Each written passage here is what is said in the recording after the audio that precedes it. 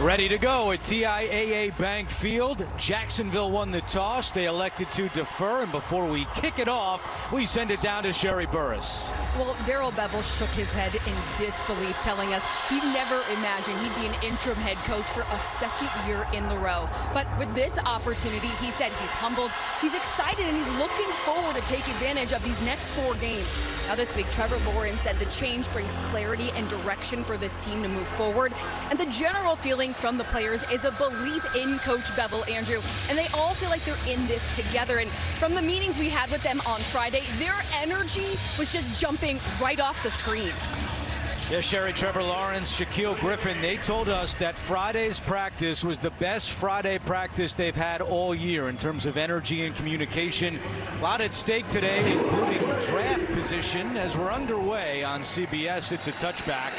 And the Texans will get the football at the 25. Davis Mills making his 8th start of the season. And last week, some big numbers, although a very quiet second half. You know, I think anytime you start off like he did, 14 out of 14, and then the first ball hits the ground, the second ball hits the ground, you have a hard time picking that up. And what the defense did last week is they really came after him with pressure. So let's see if Jacksonville starts out trying to pressure him. David Johnson gets the start at running back, and he gets the call on first down, and Johnson is able to get 2 on the play. Andrew Wingard makes the tackle. Now, we mentioned already 11 positive COVID cases for the Texans this week. It does impact their offensive line as both of their starting guards are out, Lane Taylor and Justin McCray. So Jaron Christian enters the lineup at left tackle, and Titus Howard, who's been playing left tackle, will move back to left guard.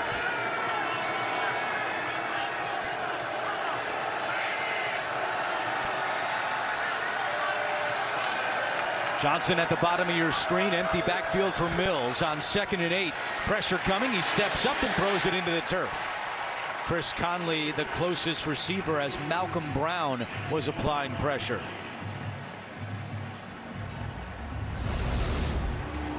Joe Cullen coming over from Baltimore. He's the defensive coordinator, and during his time with the Ravens, he was on the same staff as David Culley, now the head coach of the Texans. 3rd down and 8. How do you handle Josh Allen there on the outside, best pass rusher?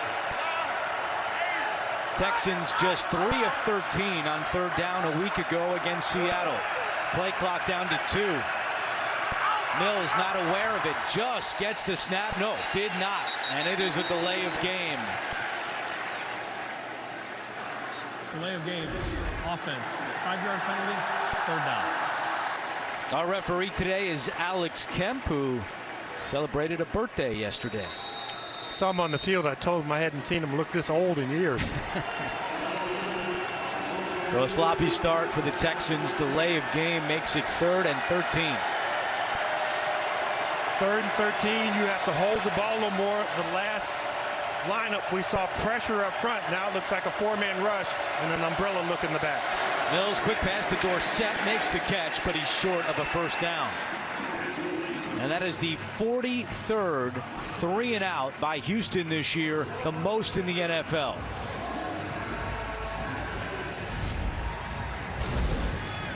%28% of their drives result in a 3-and-out.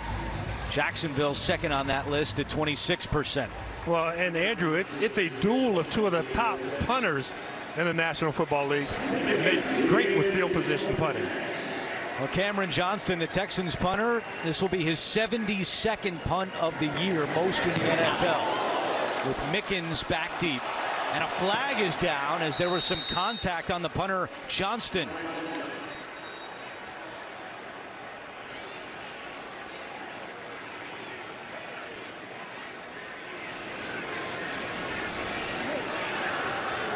Illegal use of hands in the face, defense number 96. 5-yard penalty, automatic first down for Houston. So it has nothing to do with the punter, but the penalty still results in a first down for the Texans. Adam Gotsis called for the special teams penalty. One of the things that you have to do as a team is to learn how not to lose games.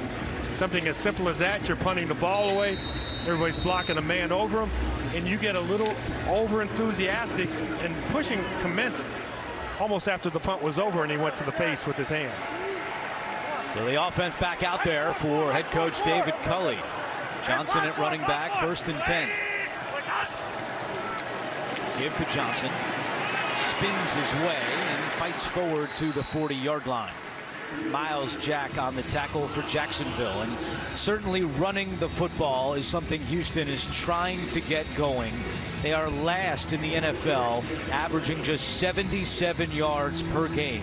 Their leading rusher is still Mark Ingram, who was traded away week 8. And if you put Trevor Lawrence on the Texans, he would be their active leading rusher. 2nd and 7, back to Johnson. And some nice vision there by Johnson. He's a yard shy of a 1st down. Chason on the stop. David Johnson in his 7th year in the NFL. Got off to an incredible start. Missed his last 2 games.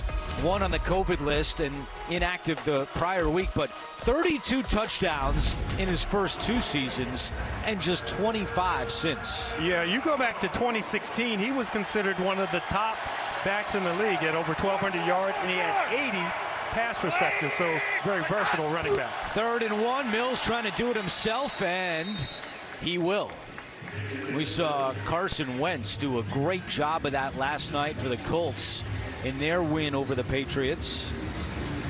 Sometimes you think you're just pushing straight ahead, but what you've got to be able to do is almost take a little mini step back, and then you see him step to his left because he's getting that little double team, and you're reading that nose who's right over the center. Which way is he shading? And you go opposite that shade. So nice job getting the quarterback sneak in by Davis Mills.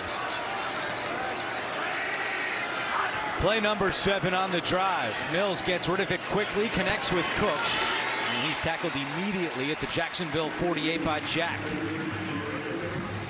So Brandon Cooks with his 74th catch of the season.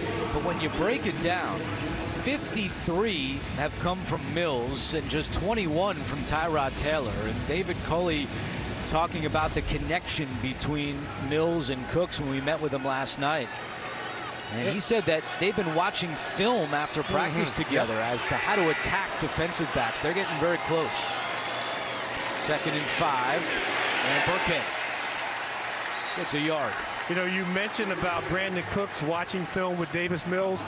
The other receivers should figure out that's why he's getting the ball thrown to him, because he's in there communicating with him, because Brandon is saying, the way you beat defensive backs is to throw me the ball. And he is such a detailed worker. I talked to his wide receiver coach, Robert Prince, down on the field, and he said that Brandon Cooks is the ultimate guy in terms of trying to get everything right every day. Conley goes in motion on 3rd and 4. Mills on the slant. Cooks has it for a 1st down. That's the 36th time that Cooks has been targeted on 3rd down this year. The next closest player on the team is David Johnson with 13.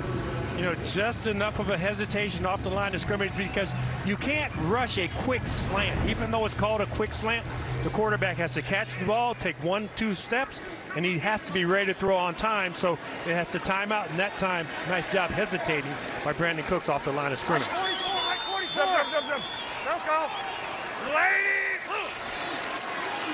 Hand off to Johnson. And Johnson is not able to get away from Roy Robertson Harris, who's able to still squeak out 3 yards. Clearly trying to get that run game going. James, you pointed out that Davis Mills started 14 out of 14 last week, but David Culley told us last night that after that hot start, the lack of the run game really hurt Mills and the offense in the 2nd half. Seahawks knew they were throwing the football, and it all added up to a 33-13 loss.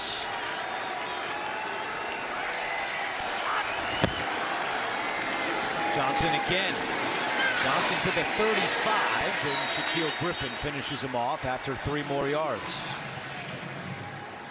So a better hole that time for David Johnson to originally run through. But I think what he needed to do at the tail end of the play is get his shoulder square going up the field as opposed to running toward the boundary, because as he's running sideways, the pursuit is coming. So get those shoulders square and get every little yard out of it on this third down situation. Andre Cisco is out there on defense for the Jaguars. 3rd and 4. Mills wide open over the middle, and he's got Johnson for the first down. Oh, he got a good spot there. Noteworthy that Cisco is out there, a 3rd-round pick out of Syracuse, who has been kind of just buried on the depth chart, playing mostly on special teams. Jaguars fans have wanted him to play more defense, and Urban Meyer was the one who seemed to have kept him out of the defensive rotation, but he was in there on 3rd down. And he's from Syracuse, like you mentioned, and 13 interceptions as a collegiate. 1st down and 10. Bergman. And he's able to get it inside the 30. I mean, the yardage that the Texans are acquiring running the ball has not been impressive, but what it has done is it will keep Jacksonville off balance because they have to play the run. So now the play action pass can get you because you're committing to the line of scrimmage, trying to get those linebackers up in the gaps, and so you get that hole between the deep safety and the linebackers who are charging forward. 14th play of the drive. Mills, again, short passing is working as Nico Collins reels that one in, and it's going to be 3rd and short for Houston. Nico Collins has been a nice addition coming out of Michigan as a 3rd-round pick because he gives you that big target on the outside. You have Brandon Cooks, who's small and shifty, and Nico Collins, who's almost 6'4". And right at the tail end of this play, no rest for the rookie quarterbacks. You get bounced around a little more when you're a youngster. Damian Wilson on the hit. 3rd down and 1. Mills rolling right, throws over the middle, wide open. Cooks, touchdown! What an opening drive by the Texans. 2nd consecutive week they score a touchdown on their opening drive, and they jump out to a 6-0 lead. You know, we're going to see the route, and you see the subtleness of Brandon Cooks. Looked like he was going to block early. They engaged with the defensive backs, but it is a run-pass option the entire way because really you wanted to throw the ball in the flat. The flat wasn't open. Cooks able to sneak across the field after attempting a little fake block.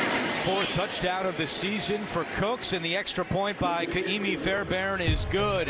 That special teams penalty proves costly as the Texans take a 7-0 lead.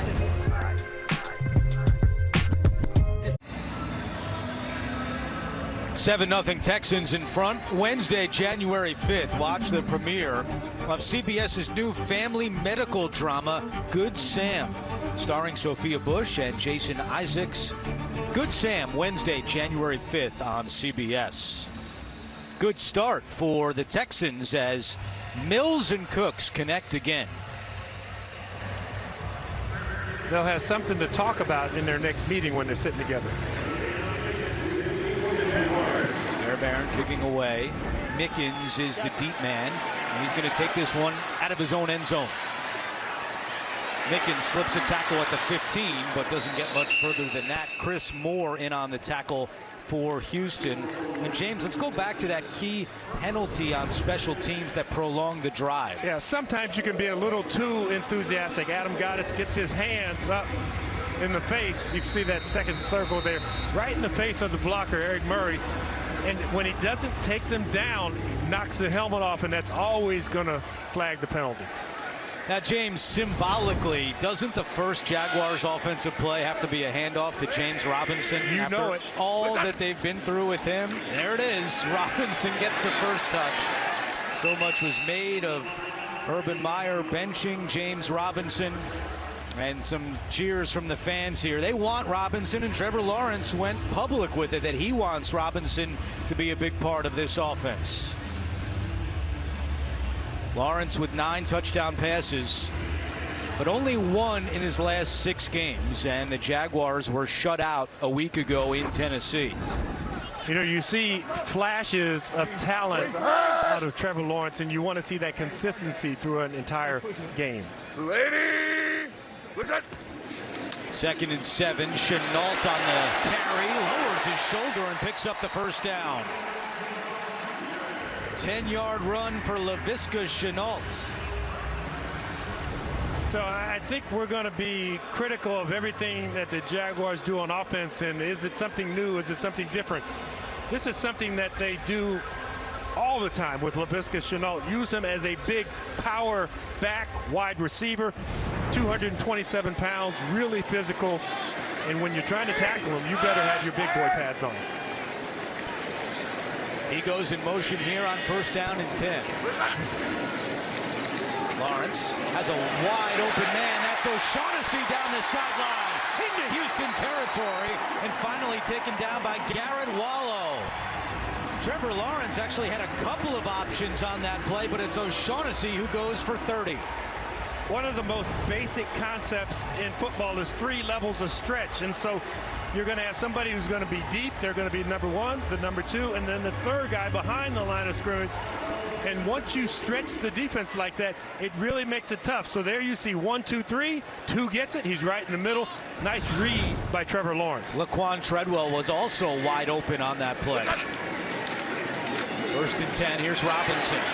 Robinson trying to get to the outside, and Eric Murray won't let him. Late flag comes in.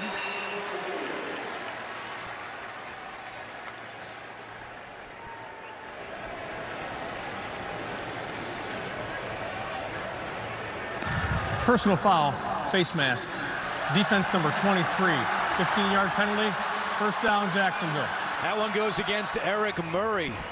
Time for an NFL Today update. Let's go back to New York. JB and Phil Simms. Turnovers hurt. Turnovers do. Ezekiel takes the handoff from Dak Prescott. 13 yards right up the middle for the touchdown.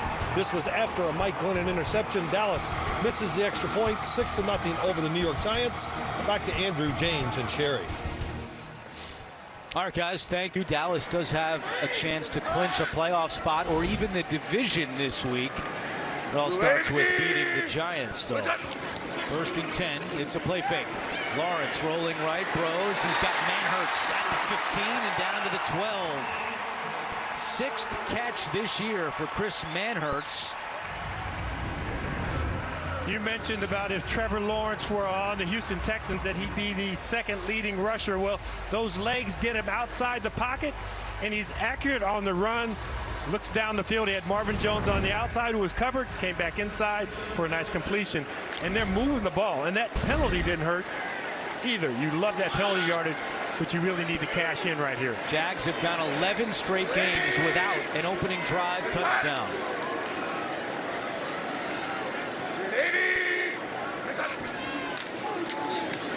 Robinson, and he is stacked up at the line.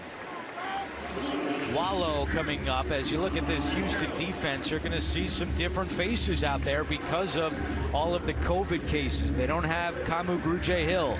They don't have Jonathan Grenard. They don't have Christian Kirksey. I mean, Justin Reed out with a concussion. These are key players on that defense. So you're going to see guys that don't get a lot of time on defense, more special teams guys that are getting an opportunity today. And at that linebacker level where there's a lot of communication with the secondary and also the defensive front, new guys voicing those calls out. Hey, reload, Blue 80, listen. Just gets the snap off. Lawrence looking to the air, throws end zone, and it's incomplete. Looking for Marvin Jones, and Desmond King had good coverage. Well, you had a crossing route, so you have Marvin Jones coming from left to right, and you had Laquan Treadwell going from right to left. And Treadwell was the one who had the extra step, and maybe you could have thrown the ball in the opposite direction. But you can only look to one side of the field. You really can't come back the other way. And now you get us to 3rd down. So that's really an accomplishment for a young quarterback, not to throw the ball into harm's way, get us to the next play so that Darrell Bevel can figure out a way to get in the end zone for us. 95, 43. On 3rd and 10, Robinson to the 5, in interesting play call, and he's going to be short of a first down. Well, a little bit of an interesting play call because the head coach and the offensive coordinator won't argue with whether or not to go for it on fourth down here, Andrew. And that appears to be Darrell Bevell's thinking. He was thinking 4-down territory, and he's keeping the offense out there on 4th and 3. So right now, one of the old mantras in coaching is think players, not play. So where do you have a decided matchup advantage? You go to Chenault in the slot, or you go to Marvin Jones on the outside. You got Treadwell on the move going the opposite direction. And Darrell Bevell calls timeout. Jacksonville. So he stops the clock with 1:47 to go in the first quarter. We'll be back in 30 seconds after this from Lowe's. There's a new team in the NFL. One that plays for home. Everyone's home. Whether you're a rookie or a seasoned pro. This team has your back. We can help you tackle any project. We're the Lowe's home team, and anyone can be on it. Are you in? Try out for the Lowe's home team today.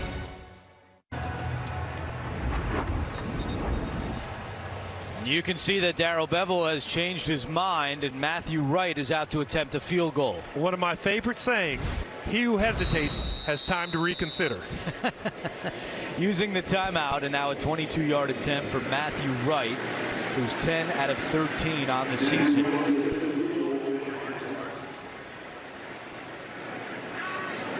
Punter Logan Cook is the holder, and the kick is good.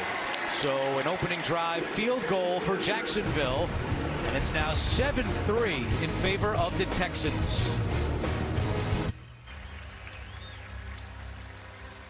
Back in Jacksonville, sunny skies right now, but a chance of rain in the forecast this afternoon as the Jaguars march down the field and put up 3 after the field goal from Matthew Wright. Fast moving first quarter with just 1:42 to go. Tremon Smith back deep. He's had a nice year for the Texans in the kick return department. In fact, earlier this month, he signed a 1-year contract extension. He'll take this from his own 1-yard line. Smith following his blocks. Nice job out across the 30, and he's still going. Tremon Smith, he's got blockers, and he's going to go the distance. And for the Houston Texans, that is their first kick return touchdown since 2009. Over 200 games ago, the longest active streak in the NFL. It was Jacoby Jones who took it back in October of '09, and now Tremon Smith with his first kick return touchdown. Behind the play, there is an injured Jaguar down at the 32-yard line. And we'll step aside and come back after this. The injured Jaguar is starting free safety Rayshawn Jenkins, and it appears to be a serious injury.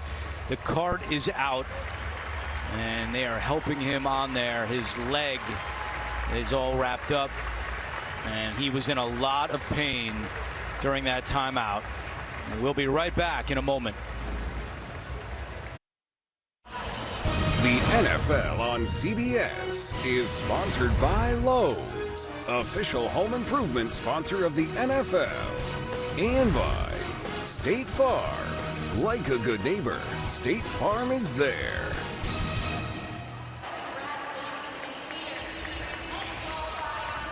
Jacksonville's Rayshawn Jenkins has been taken into the Jaguars locker room, and the Houston Texans, a 98-yard touchdown return by Tremon Smith. If this extra point is good, they'll have more points this quarter than they've had in 7 games this season. And Fairbairn is good. So a team that averages 13 points per game already has 14. The latest from Tremon Smith, James. And he gets great blocking because he has 3 guys who are kind of a convoy in front of him. And it's just that good contact balance because he does get hit. We thought he was going to go down for a moment, but he continued on his feet. You can see the guys, everybody get down in that end zone to help celebrate with him. And when your kicker's the guy at the point of attack trying to make the tackle, not always good. 3 years ago, Tremon Smith had a 97-yard return against the Patriots, but he was caught inside the 5-yard line, didn't get in the end zone. And now we have the first kick return by the Texans since 2009. 201 games ago, the longest active streak in the NFL is now history, thanks to Tremon Smith. Or you're hoping Fairbairn, who joined the 60-yard club, 20 other guys, can kick this ball through the end zone. You don't have to chase. Jenkins will let this one go. Well, this is what we were talking about. Jacoby Jones in October of 2009 against the Raiders. They were the Oakland Raiders back then. And it's Jacoby Jones going the distance. That's the last time the Texans had a kick return for a touchdown until moments ago when Tremon Smith went 98 yards to the house. It was a huge deal against the Raiders because Jacoby Jones had been a sprinter at Lane College in Atlanta and had actually run in the Olympic trials in the 200 meters. So there was nobody on the Raiders. They all thought they were fast. Who was going to be able to catch it? So the Jaguars now in a 14-3 hole. There's a flag down on the play. Robinson is taken down by Malik Collins. He got a little horse collar tackle there. Another flag has come out. So we're going to have multiple calls here by Alex Kemp. And I think we could have a 5 and 15 situation here with the person with the fouls.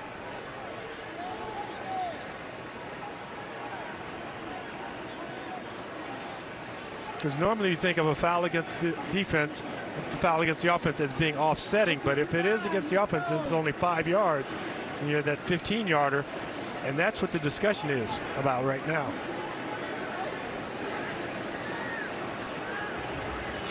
Jaguars already whistled for a critical special teams penalty against Adam Gotsis, which resulted in a first down for the Texans, prolonged their drive, and they went on to score. And members from both officiating crews went over to talk to the head coaches about what's about to come down with this call right here.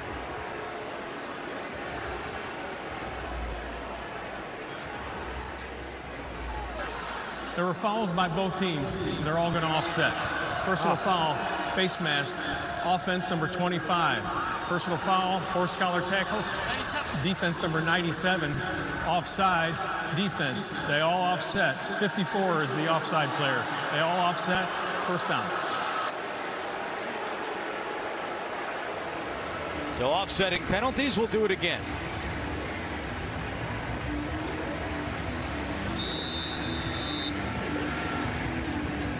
But once again, the Jaguars started their series with a run to James Robinson. Let's see if they try a play action pass here. Ready? Listen. They go back to Robinson, and Robinson has some daylight. Robinson with a first down run, tackled by Jonathan Owens after picking up 12. Well, a lot of fans of the Jaguars and Texans keeping a close eye on the Lions. Here's JB and Phil Simms. Cardinals haven't lost on the road all season, but yeah, well, they might today. Amon-Ra St. Brown takes the pass from Jared Goff and goes 37 yards for the touchdown. Detroit 10, Arizona nothing. Back to Andrew James and Sherry. And that's music to the ears of these fans here as they keep an eye on the draft order. Lawrence fires and incomplete. A little bit too high for Laquan Treadwell. That adrenaline, if you could measure it in Trevor Lawrence's body, was just pumping off the charts because this is such an easy throw. You need to lay the ball in there. You don't need to laser it in there. He put all his muscle behind it, and that ball was high.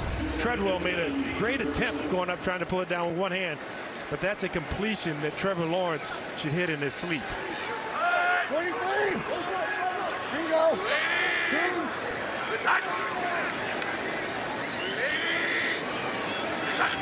Second and 10. Lawrence feels the pressure, steps up, and connects for a first down. He finds his tight end, James O'Shaughnessy, and that could be the final play of the opening quarter. Lawrence has started 3 out of 5 for 53 yards, but the Texans, through 1, have a 14-3 lead. You're watching Week 15 of the NFL on CBS.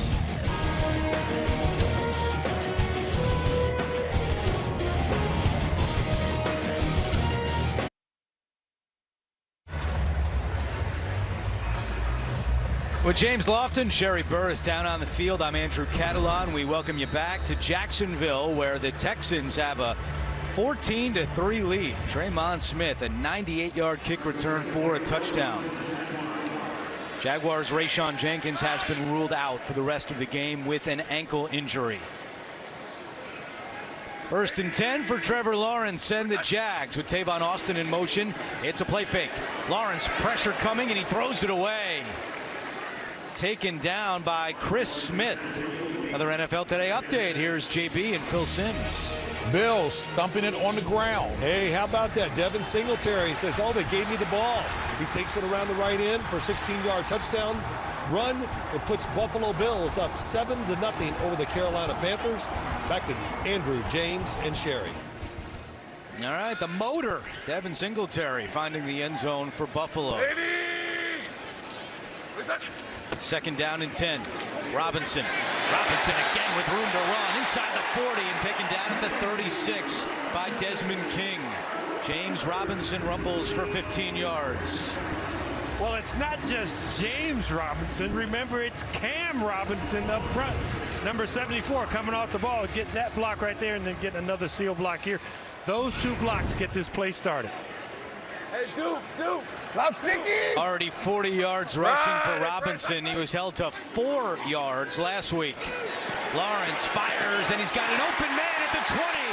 Trevor Lawrence hitting Treadwell, and another first down for Jacksonville, a gain of 23. You know, one of those tongue-in-cheek things that you hear people talk about sports, where you're telling me there's still a chance.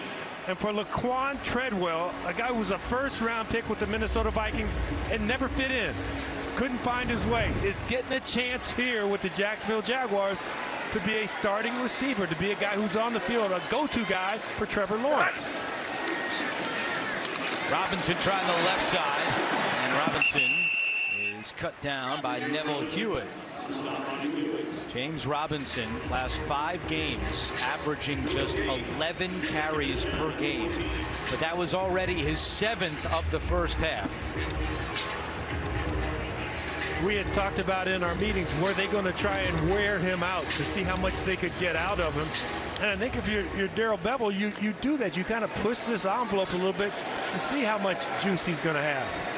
See if he can wear the defense down. Yeah, Darrell Bevell told us he's full go, and Trevor Lawrence said he had a great week of practice when talking about James Robinson. Lawrence fires, Jones makes the catch at the 7 and takes it to the 6. We spoke with Marvin Jones on Friday. He was, of course, in the midst of those reports of getting in an argument with Urban Meyer, and he told us he felt like he needed to say something.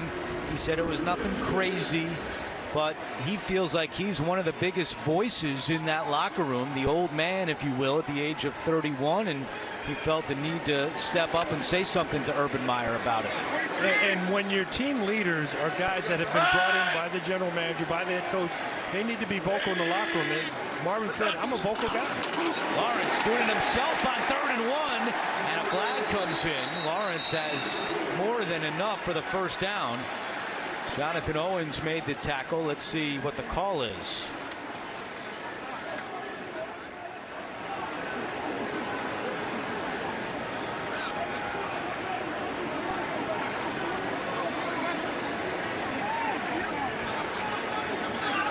Offside.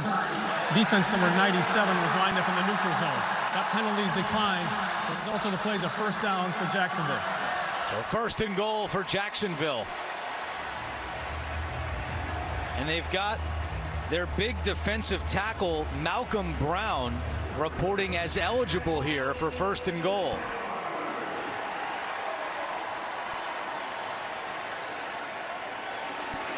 Brown, number 90, and he's going to line up as a fullback on this play. Now Brown motions out. Lawrence to Robinson, and he takes it in for a touchdown. 8th rushing touchdown this season as a fan ran on the field and got tackled hard to the ground in the end zone. But James Robinson for 6. All it is you pinch down and you get the outside defender trying to hold that edge. James Robinson does a nice job squaring the shoulders and getting right past it. You can see there was a fan in the end zone who was open. He was open. Yeah, was raising his arms going, I'm open, Trevor, I'm open. Instead, it's Robinson who scores. And now here's Matthew Wright for the extra point.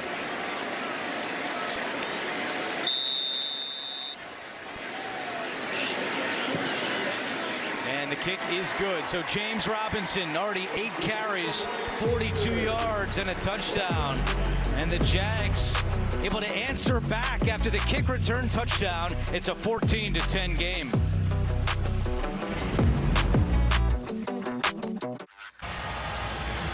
Mr. Robinson gives the Jaguars 7 points. You can see the last 2 games, just 28 yards rushing. Subject of a lot of scrutiny of Urban Meyer, for who he admitted to NFL.com, saying that it was a bad communication about when to get James Robinson back in the game after he was benched for fumbling. So far looking good today as there is a touchback. Well, considered the league's most prestigious honor, the Walter Payton NFL Man of the Year Award recognizes NFL players who have exhibited excellence on the field and whose passion to impact lives extends beyond the game. This year's nominee for the Jaguars is Miles Jack, and for the Texans, it's safety Justin Reed. The NFL Man of the Year will be announced Super Bowl week at NFL Honors Thursday, February 10th. To learn about all of this year's nominees, visit NFL.com/Man of the Year. Flag is down on 1st down. That was Royce Freeman on the carry.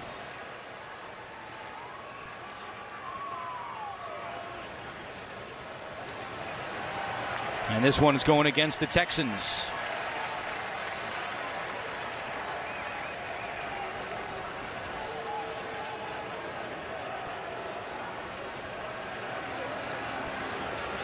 So 1st and 15 or 2nd and 10? Illegal formation. Offense, number 84 covered up the tight end. It's a 5-yard penalty, still 1st down. And James, that's an interesting part of this equation for Darrell Bevell, and we asked him about it on Friday. He's the head coach, but he's also the offensive coordinator, and he said that in situations when Trevor Lawrence comes off the field, he wants to be able to go out and talk to him. So he's got Joe Cullen, the defensive coordinator, helping him out in that spot, but he also has Zach Beastline in his ear. Zach is the football database analyst for the Jaguars, who will help him with challenges and enforcing penalties. So a lot on the plate of Darrell Bevell. Mills nowhere to go, and there he goes down. Malcolm Brown with the sack. That's his 1st of the season. A play that is supposed to be a quick hitter means that you need to be able to get the ball out of your hands, because you're going to see the fake, and Mills is ready to throw, and then he goes 1-2, and he looked at his outlet, and the outlet was covered. He needs to learn how to throw that ball away when he looks at that second receiver, knowing that he's not going to get a lot of protection in a run action fake. Now 12.5 sacks for Malcolm Brown in his career. And the Texans are backed up. They're looking at 2nd and 19. Mills to Cooks. Across the 20 and out of bounds at the 23. They'll bring up 3rd down for Houston. Mills to Cooks. You've heard that a lot this season and already a lot today.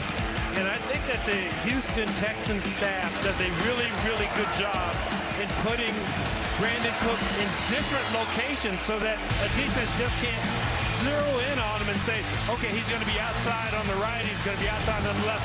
They move him around this play right inside on the slot, so he may garner one-on-one coverage right there. 3rd down and 11.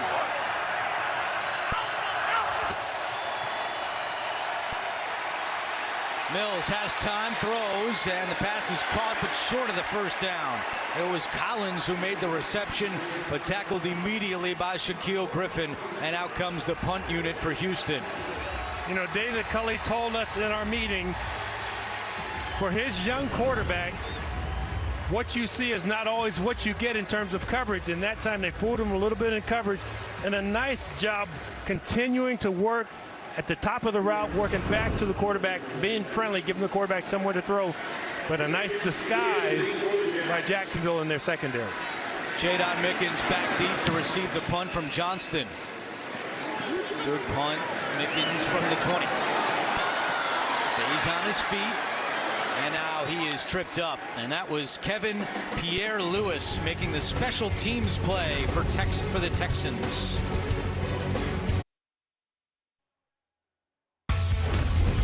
Let's take a look at the game snapshot presented by Progressive Insurance. The Texans with an opening drive touchdown from Brandon Cooks. Tremon Smith, a 98-yard kick return for a touchdown, but Darrell Bevell and the Jaguars able to answer back thanks to James Robinson. It all adds up to a 14-10 Houston lead as the Texans try to beat the Jaguars for the 7th consecutive time. If they do, it would be the longest win streak against a single opponent in franchise history. This drive starts with Robinson on the ground. He takes it out to the 20-yard line. Well, we asked Trevor Lawrence if he had talked to Urban Meyer since Meyer got fired late Wednesday night, and Lawrence said yes. That late Thursday night, Urban Meyer texted Trevor Lawrence, and Urban told Trevor that he'll always be rooting for him, that he has a chance to be great and special. And Trevor Lawrence said he wrote back and said no hard feelings. He says that Urban Meyer needs empathy at a time like this, and I wish him well. There's an injured Texan down on the field. It's Ross Blacklock. Meanwhile, as of Friday, Darrell Bevell said he had not communicated with Urban Meyer since he was let go. As the rain starts to fall here in Jacksonville. This is what the local meteorologists were calling for. They said right around halftime we're going to start to see some rain, and here it is, a little bit early, but it's here. So when that rain first hits, it's almost like when you're out driving and the highways have oil on them and everything's a little slicker. So now, if it had been raining all day, you would have had the proper gloves, you would have gotten used to it by now, but now it's something that is different. So just getting the snap from the center to the quarterback can be critical, and how well he handles the ball in handoffs and play fakes. 2nd down and 8. Lawrence keeps it in trouble, and down he goes. A sack for the Texans defense, and it's Chris Smith, the former Jaguars draft pick back in 2014, with his first sack of the year. We saw almost the same thing from Davis Mills when he tried to get the ball out quickly and it wasn't there. You have to learn, get rid of the ball, throw it over the head of that receiver who's your #1 pick, because you know that on this play you're not going to have maximum protection. A loss of 9 after the sack by Smith, who played 3 seasons with Jacksonville. 3rd and 17. That pass is deflected by Martin. Jacob Martin able to bat that one down, and it's 4th and long.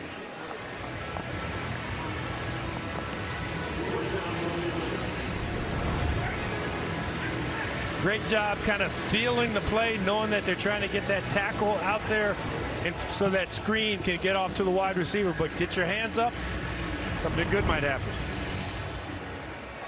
So Logan Cook will wait for the snap in his own end zone, with Desmond King, the deep man for Houston. And I think Desmond King just pulled off his face shield so he wouldn't have the raindrops on. Good kick by Cook. King from the 35. King to midfield, but out of bounds at the Jacksonville 48. So Houston will have good field position when we come back after a 17-yard return by King. Rain was really coming down during that timeout. A lot of fans have headed out to the concourse. Some hardy souls are ready, though. They brought their ponchos. As the Texans take over in Jacksonville territory, first down and 10. Rex Burkhead on first down. And no gain on the play. Earlier this week, David Culley said that Rex Burkhead wasn't going to be able to go because of a hip injury. But as the week went on, Burkhead felt better and better. He was listed as questionable, and he is active today. So, Andrew, if you're out running routes and you're not in the parking lot, playing with your buddies, you want to think nose over toes. If you can do that, you'll be able to make your cuts. You won't end up slipping and falling backwards. You got to make sure you plant correctly when that rain makes the field slick. Back to Burkhead. With some blockers ahead. Nice run by Rex Burkhead to put Houston in 3rd and short. Just an onside slant. You get everybody body on body. And Burkhead, with good vision, being able to cut back. The rain's starting to subside a little bit. It's hard to tell if it's really coming down on the field, even in your view from home. That's going to be one of those afternoons. Spotty showers with some downpours throughout the rest of this game. Right now it's 3rd and 2 with 6.5 to go in the first. Burkhead again, and he's going to be very close. Looks like with that spot they're going to give it to Rex Burkhead, and it is a first down. Well, to help people affected by the southern and Midwest tornadoes, just text tornadoes to 90999 to give $10 to the American Red Cross Southern and Midwest Tornadoes Relief. Nice basketball game on CBS yesterday between Louisville and Western Kentucky, among one of those communities that was hit hard, and what that basketball game meant for the community. Here's Burkhead running left this time, and inside the 35-yard line with a flag down. Devon Hamilton on the tackle. Jaron Christian, the left tackle, had a nice block for Burkhead. Holding. Offense number 85. 10-yard penalty. Still first down. But a hold on Pharaoh Brown, who just got called for his 7th penalty of the season. A tight end with 7 penalties. I had a coach once say, you hold with your feet, not with your hands. You get out of position with your feet, and then your hands are in the wrong position, because if you're square and you keep your feet in front, you won't be called for holding. But once those feet get out of position, you're going to get called for holding. And not that it's laziness, but what you have to do, you have to make sure that you have the correct technique when you're out on the perimeter trying to block for a runner.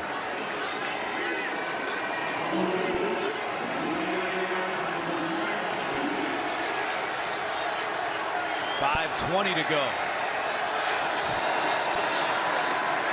It's Johnson. Nice vision by David Johnson, and he's spun down by Miles Jack. Well, let's check in with a wet Sherry Burris. Yeah, welcome to Florida. It is raining, but not as hard, Andrew. On the sideline for the Jacksonville Jaguars, I've seen them grab extra towels, seen some guys, Laviska Shenault, with an extra pair of gloves. Meanwhile, on the Texan side, the equipment guys getting those big, heavy jackets. But the rain, thankfully, I can tell you, it's lightened up just a little bit down here. All right, Sherry, we're thinking about you up here in the enclosed booth. Davis Mills saying he wasn't too worried about the rain as he played in Buffalo earlier this year with rain falling. That pass is complete to Chris Conley. And Conley tackled at the 41. Another flag is down. Damian Wilson made the stop, and let's wait to hear what Alex Kemp, the referee, has to say again.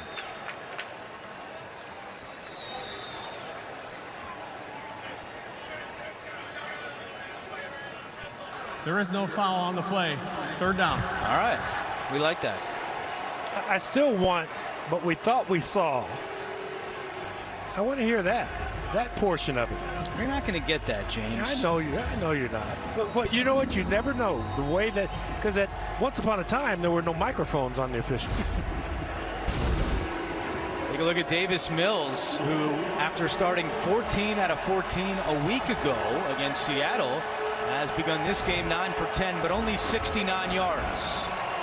And now looking at 3rd down and 12. And I think you need a solid 10 yards to get in really good field goal range, even though Fairbairn hit a 61-yarder. A wet, heavy ball coming up.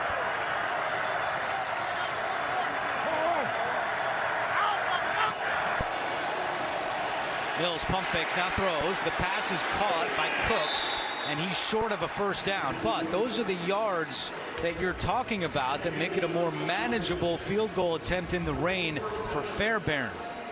You know, I was a little surprised, and I saw Fairbairn on the field before the game, and I said, welcome to the 60-yard club. Well, he knew that he had made a 60-yard. I said, did you know that only 20 men in NFL history had made 60-yard field goals? And he was a little surprised and delighted by that.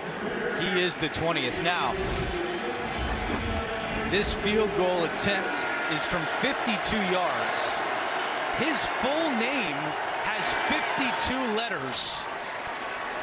I can't pronounce it, but the kick is good from 52. So Kaimi Fairbairn from 52, and it's 17-10. 17-10 in favor of the Texans. Coming up, Verizon halftime report. JB, Phil, Nate Boomer, Coach Cower. They have all the latest scores and highlights coming up on the Verizon halftime report. I like this. If you're in the pool already, you're wet, so who cares if it rains? You know what? But if you're under 13, who cares if it's raining and you're in the pool? I think that's the key right there. I think they should stay in. I like it. Good job by those parents not pulling them out. 3:06 to go.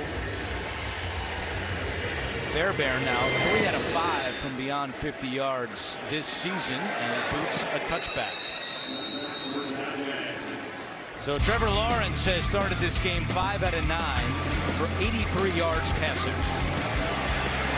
You know, and the decision making has been there. Sometimes when you're in the pocket and you take that sack, you'll learn, get rid of the ball, don't lose that 5-10 yards that you would, because those yards are hard to make up when you are a young quarterback on an offense that is trying to put together things and don't have everything put together all the time. Rain continues to fall. Jacksonville has 2 timeouts remaining. Remember, Bevel called one before that 4th down play when he changed from going for it to kicking a field goal. Robinson is bottled up, and the rookie Roy Lopez drags him down. Well, we asked Trevor Lawrence on Friday if he'd like a say in who the next head coach of the Jaguars should be, and he said yes. He said, my relationship with the next head coach is very important, and owner Shad Khan agrees with me, so I would welcome some role in the process. He said, look, I'm not qualified to hire somebody, but sure, I want to say in that. As Robinson takes the pitch, he's got a blocker ahead. Robinson to the 30 and bounces out of bounds at the 33. Yeah, I think for fans, what they have to realize is that those meetings with a head coaching candidate can take place over 1 day or maybe 2 days. But for a significant portion of that, that guy is coming in and he's going to talk about what you would want in your offense to look like. And at that point, Trevor should be in the building. And just a couple of guys here right off the top here in the building right now. Darrell Bevel, Charlie Strong. But Byron Leftwich is kind of my favorite. He's right in the middle. Leslie Frazier has a good track record. And why not Dabo Swinney? They won a national championship. National championship here? Well, that would be a Super Bowl win here. Week 15 continues today on CBS, Fox, and NBC, and then tomorrow tune in for a special Monday doubleheader on NFL Network, ABC, and ESPN, followed by another 2 games on Fox Tuesday night. Stream games on mobile with the Yahoo Sports and NFL apps. We told you the Texans have 11 players on the reserve COVID list, and one of them yesterday, Jonathan Grenard, did exactly what the NFL is hoping their new protocols will accomplish. Grenard showed up to the Texans facility yesterday morning, said, I don't feel well. They tested him right away, and he was positive, did not get on the plane, and is not playing today. Lawrence's pass is complete at the 39. Laquan Treadwell reels it in. The NFL changing around the protocols this week. And again, credit to Jonathan Grenard, who did exactly what the NFL wants. If you're not feeling well, tell the team, get tested, and then he never got on the plane. Lawrence keeping it himself, and flags are down as Lawrence slides just shy of midfield.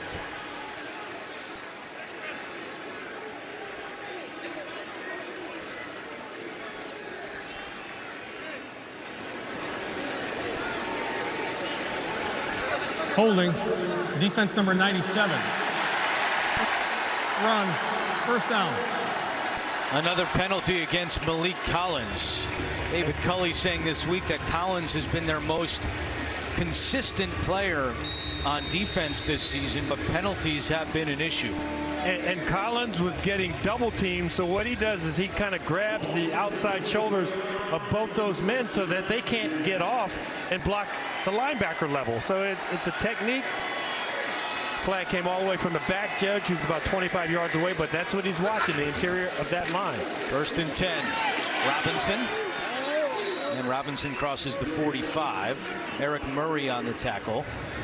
Time is ticking. 2 timeouts left for the Jags. Don't forget, coming up, Verizon halftime. Our crew back in New York has all the scores and highlights coming up on the Verizon halftime report. Lawrence, nice catch by Robinson. Robinson is tackled at the 39-yard line, and he's going to be short of a first down, but a high pass that Robinson brought in. Robinson a little slow to get up.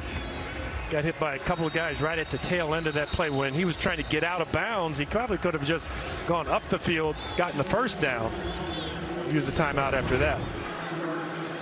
See Trevor Lawrence kind of climbing up in the pocket. Robinson, who's not tall by any stretch of the imagination, right there.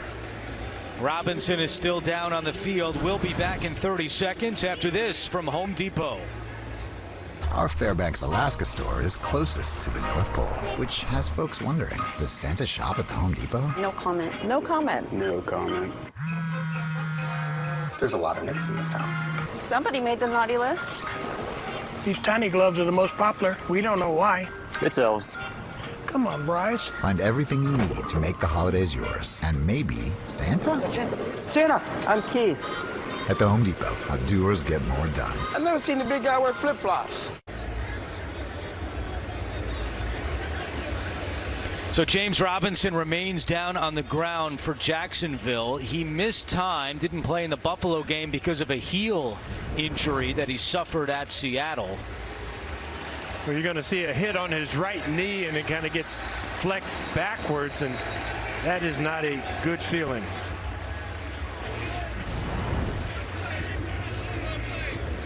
"13 touches today for James Robinson, after he had just 6 all last week in the loss at Tennessee.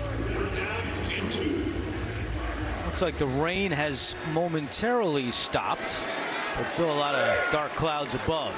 3rd and 2 for Jacksonville.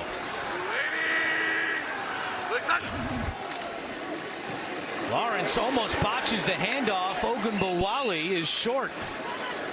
Not a clear exchange there between Lawrence and Dare Ogunbowale, and it's 4th down. And I'm watching Darrell Bevel. His eyes went straight to his play call sheet because he's thinking, hey, 4th down, let's get some points on the board. If we don't make it, maybe our defense can still hold up. And he does have the offense out there, 4th and 1. Lawrence trying to do it himself. Cam Robinson, the left tackle, pushing him forward. And this is all going to come down to the spot. Quarterback sneaks are a learned deal. And perhaps at Clemson, you didn't have to do a lot of this because you just picked up first downs on 2nd down. And when you're going for that quarterback sneak, if you're a long guy, you've got to almost take a little quarter step backwards and then get your momentum going forward, or stagger your feet, because when your feet are square and just lean into it, you're not going to get any push. Texans indicating that they stopped Lawrence. Their offense is running out on the field. See, Bevel doesn't look happy.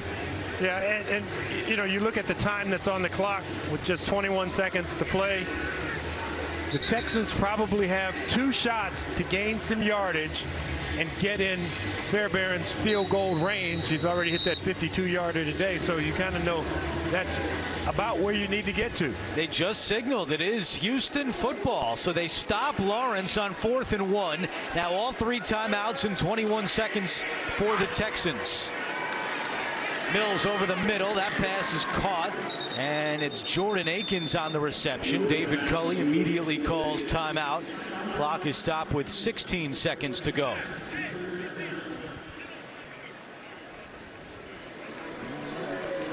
Fairbairn hit from 61 last week. That was a franchise record and also an NRG Stadium record.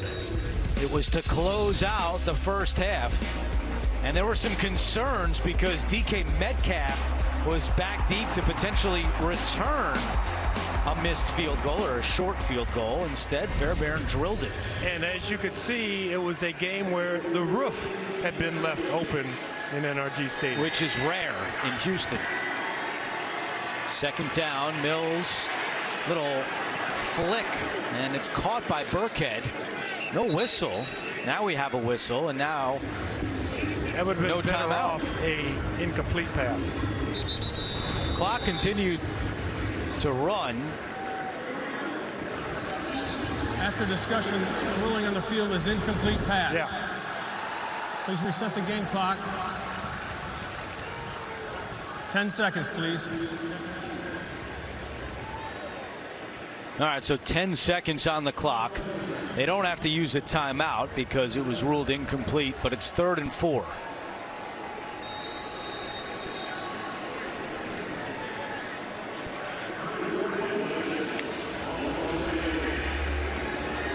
We saw early in the year when Jacksonville won their first game over in London that they ran quick slants with 7 seconds to play and ended up with 1 second on the clock to kick a field goal. So you got an extra couple of seconds. Yeah. 12 seconds now. 2 seconds magically reappeared. Mills over the middle, caught by Cooks into Jacksonville territory, and there is the timeout by Culley with 7 seconds remaining. And those extra 2 seconds are a big deal here, because if there was only 5 seconds left, that's probably the time you either throw one up or kick a really long field goal. But now you can run another play with 7 seconds on the clock. And that timeout there, you want to use that.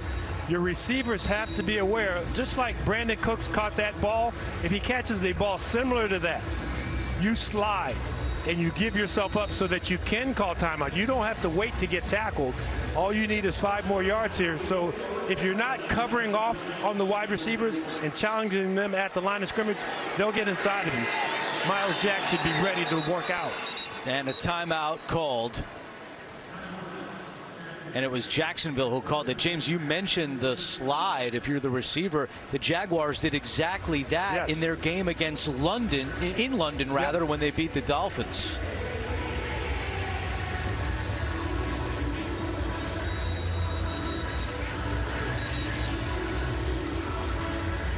Well, from here, it would be a 62-yard field goal attempt. Fairbairn hit from 61, as we told you last week, but that was with no rain on some nice turf.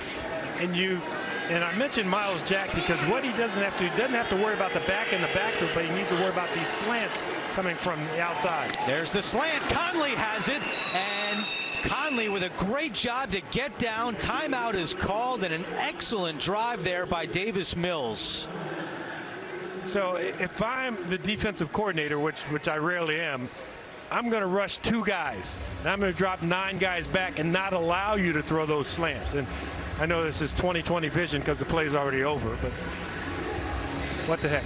Davis Mills started 14 out of 14 last week, and today he is 13 for 15. So what you're saying is he's struggling as opposed to last week.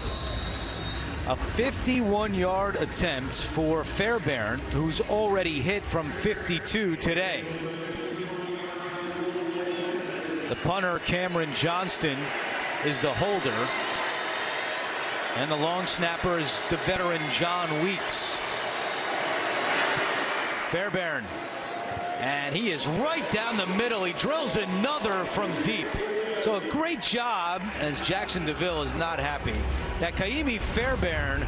Halftime here in Jacksonville, and the Texans have a 20-10 advantage on the Jaguars. Time of possession slightly in Houston's favor. Davis Mills has started 13 out of 15.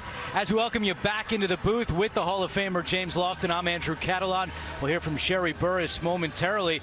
You know, draft order at stake, and when you think of the Texans, if Davis Mills can put together a good finishing stretch here this season, they may not have to draft a quarterback in the spring. I think that in a game where we're always looking at the short term and trying to project it out into the long term, Davis Mills with last week's first half performance, this week's first half performance, has really shown that that draft class, you have to extend past just the guys who were drafted in the first round to somebody like Davis Mills, who lasted all the way until the third round. Especially with Detroit still beating Arizona. There's a lot at stake in terms of the draft order here in the second half. Jacksonville gets the football to begin the second half. Mickens on the return from his own end zone. And Mickens does not get to the 15. Tremon Smith, who took the kick back for a touchdown for Houston, makes the tackle as we check in with Sherry Burris. Andrew, Coach Bevel said in that halftime, he reminded his team how long this football game is. They are not going to be measured on just that first half of football. Got an update, James Robinson should be coming back in. Then I got an update from Coach Culley. He said he wants his guys to come out here in the second half just like they did in the first. They established the run. Davis Mills is taking care of the ball, but the number one priority, eliminate penalties. All right, Sherry, and there is James Robinson on first down and doesn't get any on that opening play of the second half. Sun is now peeking through the dark clouds, so that's a good sign as we begin the second half. Jacksonville has one home game left after today. That'll be week 18 against the Colts, who looked very good last night against the Patriots in their win. Lawrence 7 out of 11 for 94 yards in the opening half. Throwing here, and that pass is complete to Treadwell at the 21. It'll be third down and short for Jacksonville. Tavier Thomas on the tackle for the Texans. Here's a look at the draft order entering today, with Detroit at 1-11-1. But if the Lions hold on, they're up 17-0 on Arizona. That means the loser of this game today between the Texans and Jaguars is in a really good spot to potentially get the number one pick. Third down and 3. Lawrence, pressure coming, and Lawrence is sacked. Derek Rivers with the sack for the Texans, his first of the season. Eventually, that sack will be put on one of the offensive linemen, but it's really a credit to the secondary of the Houston Texans, because that is a coverage sack. Everybody's covered. Your quarterback had a chance to look at all 4 wide receivers who were out in the pattern, and none of those guys were able to shake open. Second sack today by the Texans defense, and Logan Cook punting. It's a short punt to Desmond King. He fields it at the 50, and King is able to sneak up to the 47-yard line. A 40-yard punt by Logan Cook. Timeout on the field.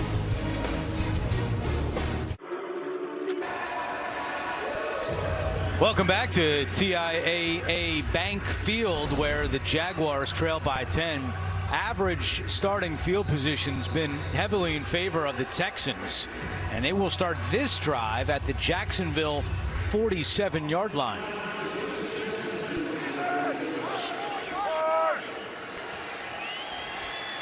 Mills has started 13 out of 15 for 104 and a touchdown. This drive begins on the ground with Burkhead.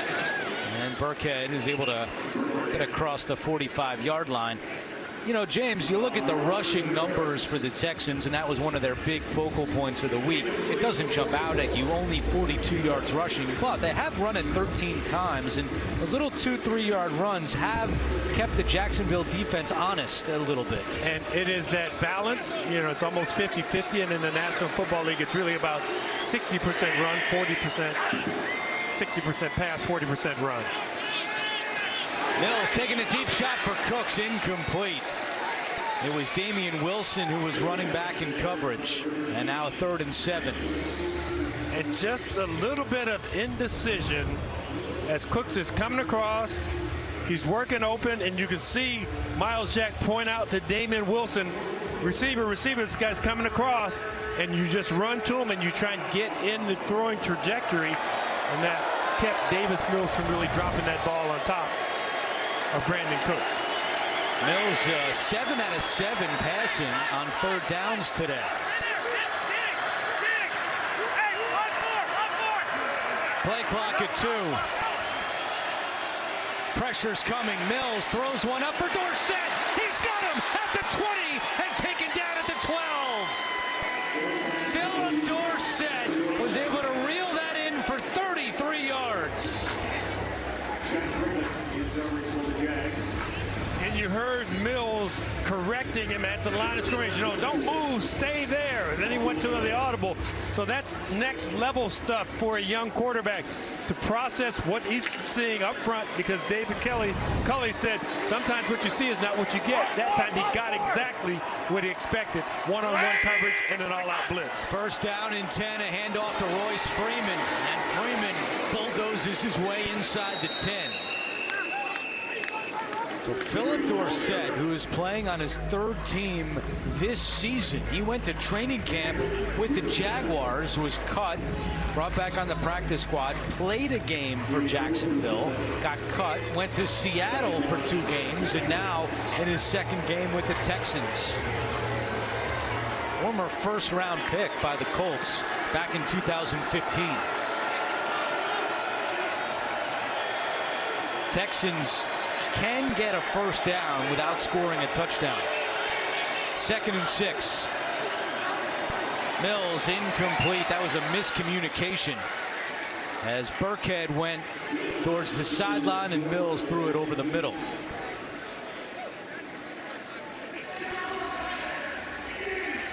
Neither one of these teams is especially good in the red zone. You look at the Texans, they've scored touchdowns just 50% of the time in the red zone this year, which is tied for the 4th worst in the NFL.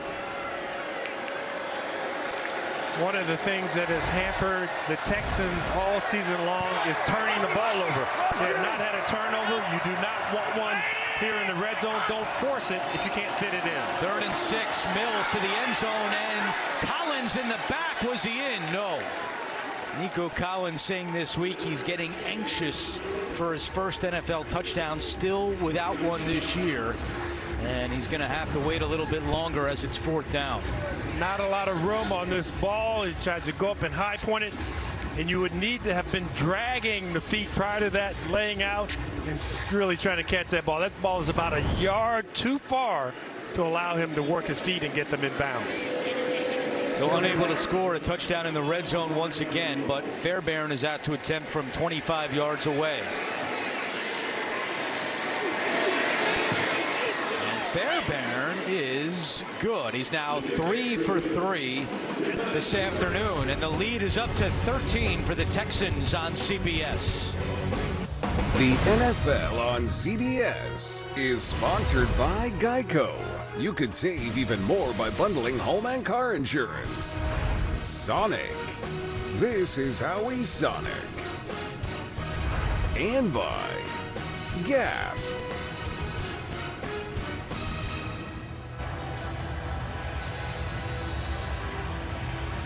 Happy holidays from all of us here at CBS with 10:39 to go in the 3rd quarter. The Texans lead 23-10.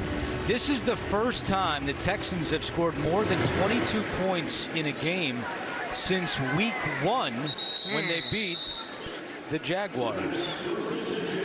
On New Year's Eve, CBS gets into the spirit of bowl season with a matchup between the Pac-12 and ACC conferences when Washington State takes on Miami at the Tony the Tiger Sun Bowl, December 31st at noon Eastern here on CBS. You're a Sun Bowl legend, aren't you? Yeah, well, I don't know about legend, but it wasn't even Tony the Tiger at the time. I would have played better for Tony the Tiger.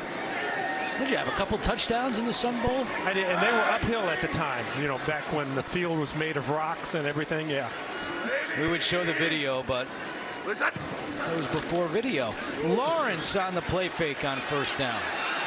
And finds Robinson out of the backfield. A flag is down. Garrett Wallow on the tackle, the rookie out of TCU.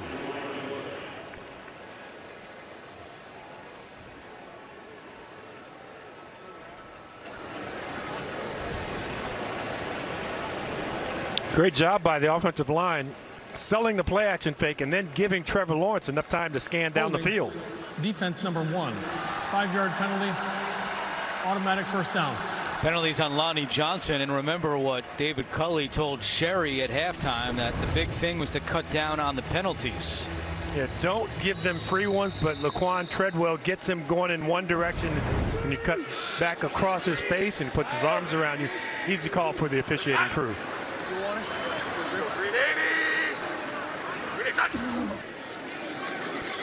Lawrence's pass is caught, and a big hit is leveled by Wallow.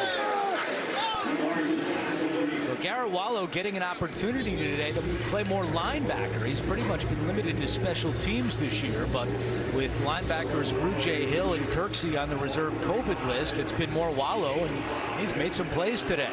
And it's always fun for rookies to get to play. They've been sitting around watching the guy in front of them, learning in the film room, and now to get out on the field and see themselves on film on Monday. 7 tackles for Wallow. Chenault slips, gets back up, takes a hit, stays on his feet. And good job after the catch by Laviska Chenault. A 10-yard pickup for the second-year man out of Colorado. When a guy is as big as Chenault, 227 pounds, you had better make sure that you try and wrap him up. And that's a big guy coming up to hit him. Lonnie Johnson, one of the bigger corners in the league, now that he's been moved back from corner to safety, back to corner. He's got to wrap up.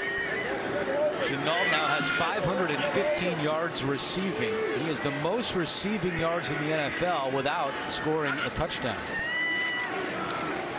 Lawrence, that's caught by Chenault, slips a tackle at midfield, extra effort again by Laviska Chenault, and he's got another Jacksonville first down. 11 more yards for Chenault.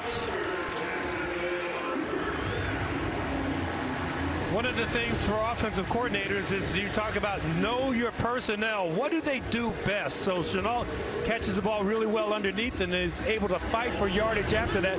You have guys who are better down the field like a Marvin Jones. Robinson on the carry, right up the gut, and takes it to the 35. Eric Murray on the tackle. Injury update, let's check in with Sherry. Jack's offensive lineman Cam Robinson is questionable to return, Andrew. Right now I'm watching a trainer massage his neck. He's been doing this for the last couple minutes, also turning his head. Rookie Walker Little is in his place. Sherry, Walker Little is the man who about 10 minutes before the Bills game found out that he was making his first NFL start when Robinson was not able to go because of a back injury. So they feel comfortable with the rookie Little in there. He's at left tackle. 2nd and 1. Pressure coming. Lawrence is able to throw it away. Malik Collins was in the backfield. NFL Today update, JB and Phil Simms. Andrew, go figure. Yeah, big upset in the making here. That time it's to Jared Goff, to Jason Kabinda after an interception by Kyler Murray for the 6-yard touchdown. Detroit 24, Arizona 3. Back to Andrew, James, and Sheree. Yeah, hard to figure, and that means if Detroit wins, the loser of this game here in Jacksonville would then take over the #1 spot in the draft order with 3 weeks left to play. 3rd down and 1. Play fake. Lawrence, wide open man. That's Treadwell, and he's got the first down. Cut down by Lonnie Johnson, but Treadwell able to move the chains. You know, you think of it, 3rd and 1, we're going to throw the ball in the flat, but you bring Treadwell in motion, and then he goes behind the line of scrimmage to get out in his route so that the defenders can't run along with him. Lawrence back to the air, taking a deep shot down the field for Jones, and it's broken up. Great play by Lonnie Johnson. He got up in the air to knock that one away from the veteran Jones. One of the things you always hear people talk about is the length of a corner. So you could have a guy who's 5'10" with really extra long arms, but then you take a guy like Lonnie Johnson who's 6'2" with equally as long of arms, and he's going to be able to get that ball so that you can't throw over him. You talk about a catching radius for the wide receiver where there's a defensive radius for nice, tall, long cornerbacks. We have not seen a lot of downfield shots by either team today. That was one right there that did not work. Lawrence, quick pass. Chenault has it. Chenault at the 30, still going. And finally shoved down late by Eric Wilson. No flag, but another first down for Laviska Chenault. Now, Chenault made the most out of that because this is an off-target pass by Trevor Lawrence because Chenault has to turn around. It's not on the upfield shoulder, it's on the back shoulder. It looked like it had gotten tipped a little bit at the line of scrimmage because if Chenault catches this on the front shoulder, he's going to run a lot further. But great run after the catch. And there's the stat we were referencing earlier. Most receiving yards in the NFL without scoring a receiving touchdown this year. 6:45 to go in the 3rd. Lawrence, Treadwell at the 20. Flag is down. And now Treadwell tackled at the 18. This is thrown in the air where offensive interference sometimes. You get anxious because you know you have a short route and there's a pick. And you've got to be a good actor. Offense number 80. 10-yard penalty. First down. So James O'Shaughnessy, not a good actor. He can work it within 2 yards of the line of scrimmage, but that's down the field. Just run through a shoulder. Don't put your arms up. Run through that shoulder. Rip your arm as you're going past them. Those are little things that in the tight end room maybe they don't talk about as much as they do in the wide receiver room. Entering today, the Jags had been called for 59 offensive penalties this season, second most in the league behind Dallas. 1st and 20 for Lawrence, and another one to Chenault. Immediately tackled by Smith at the 25. So after a very quiet first half for Laviska Chenault, Darrell Bevel and Trevor Lawrence have looked his way here in the 3rd quarter. And against a Lovie Smith defense, other than the one deep shot that we saw, he really tries to force you to throw the ball underneath. And if you look at who the Jaguars' underneath receiver is, that's Laviska Chenault. So you've got to try and tackle him once he makes that catch.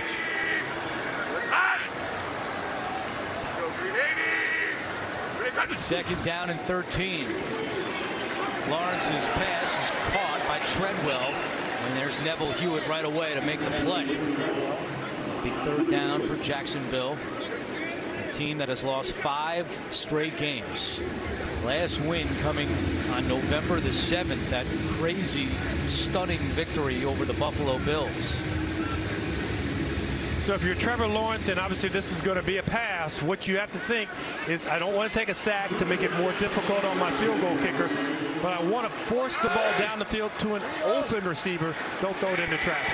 3rd down and 8. Texans rush 4. Lawrence has time. Lawrence throws on the run to the end zone, and it's incomplete.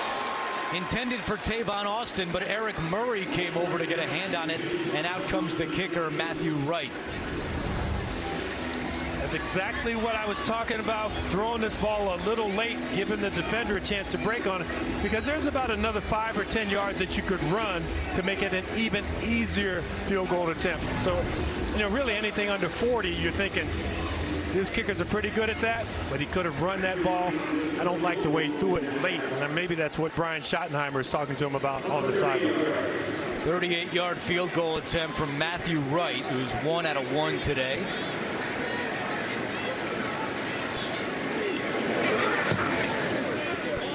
Wright is good again. So with 4:47 to go in the 3rd quarter, the lead is down to 10. It's 23-13.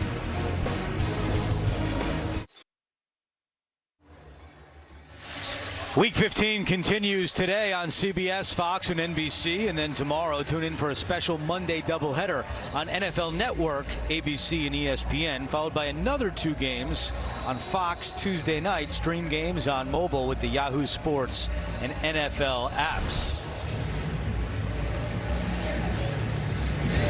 Logan Cook on the kickoff for Jacksonville. Short kick headed out of bounds. What a disastrous job by Logan Cook.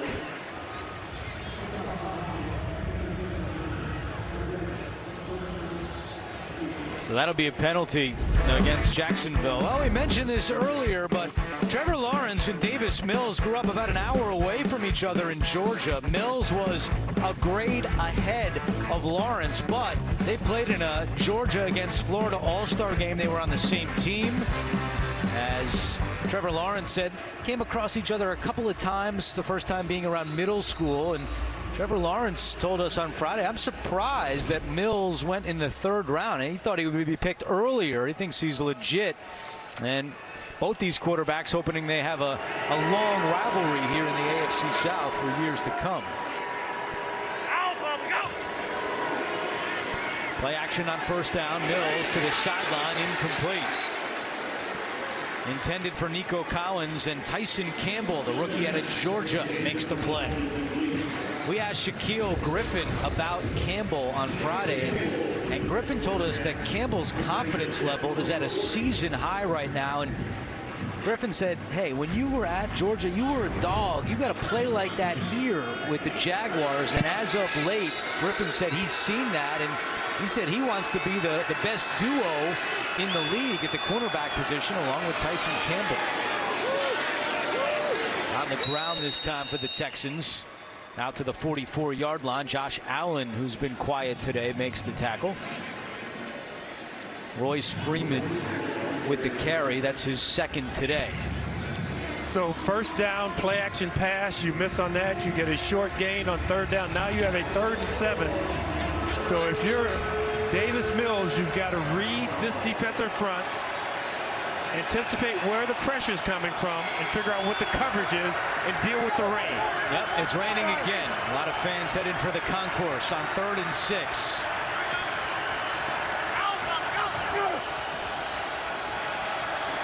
Mills throws incomplete. Looking for Cooks, could not get it there. It was Miles Jack who was in coverage for Jacksonville. So nice job by Joe Cullen, really mixing it up, because he had guys up in the line of scrimmage and then dropping back out. And you see Miles Jack was one of them, and he's dropping back out to cover Brandon Cooks, the top receiver. 2nd 3 and out today by the Houston offense, with the rain picking up in intensity, and Johnston out to punt it away to Mickens.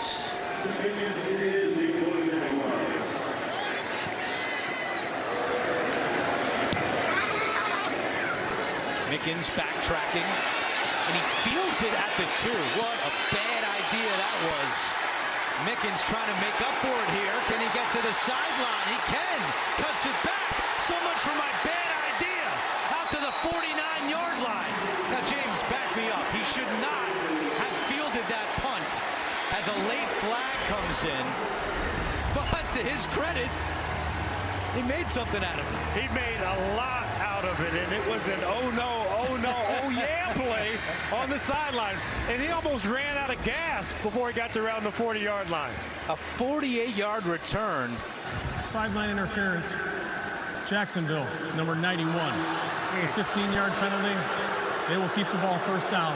Timeout. So that cuts into the return. A penalty on DeJuan Smoot. Timeout on CBS.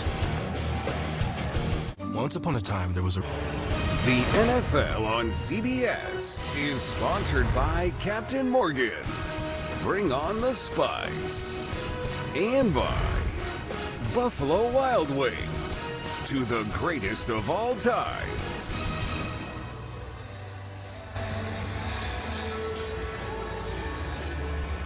Drinking it all in here in Jacksonville. 3:33 to go. And after the penalty, which we'll show you in a moment, The Jaguars have it 1st and 10 at their own 34-yard line. Walker Little is still at left tackle for Cam Robinson. All right, James, take us through what happened on that special teams penalty. Well, the play is over, and Smoot, you would think on the sideline that he's going to run down the field in this direction and maybe congratulate somebody, and it just so happens that he ends up running into the official. Normally, you would think of that play where they had caused the official some obstruction on the sideline, but that's post-play. And maybe that shouldn't have been thrown, but official felt like, well, I'm trying to go mark the ball or something. I'm not in love with that call. That knocked the Jaguars back after the big return by Mickens. Lawrence with a screen. Robinson had all day to run, and he dropped it. He had a wide lane. If he could secure that catch, would have been a 1st down and much more, but instead it's 3rd and 7. And as a running back, as a player who plays down here where there are storms during the summer, during training camp, you get used to wearing a certain type of glove. And I'm pretty sure the glove he has on now is the glove that he likes to wear when it's wet. But that time, I think he just took his eyes off the ball a little early.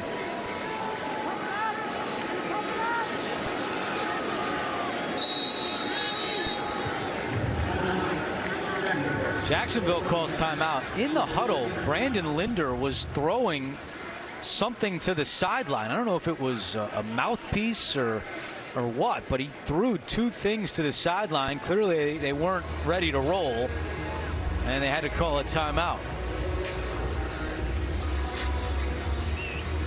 So Darrell Bevell, an interim head coach for the 2nd consecutive year. Last year he took over for the Lions after Matt Patricia was fired. And in the first game, a huge offensive showing in a win over the Bears. The final score was 34-30. They were down 10 with just over 2 minutes to go.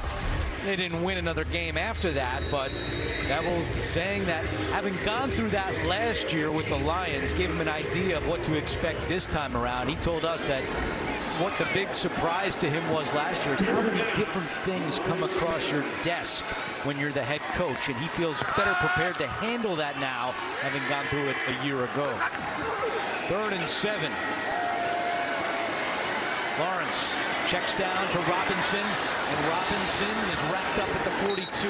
It's going to be 4th down and 2. James, is this 4-down territory here? I don't think so. Not in this rain. You punt the ball away, you pin the Texans down deep, and you hope that you get the ball back in better field position. Logan Cook is going out there for Jacksonville. And that's on page 19 of the coach's handbook. That's where I got it from.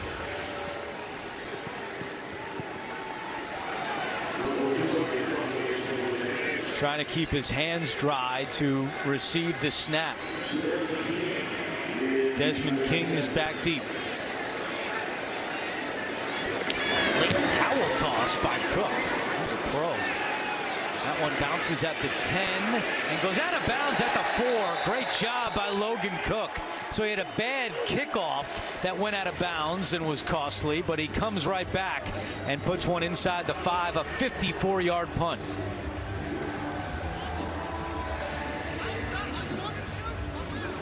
You know, we always hear the terminology game manager. Well, you've got to be a little bit of a weather manager if you're calling the plays on the sideline, and call plays that are going to be comfortable for your team to run. So really direct handoffs, not a lot of exotic ball handling.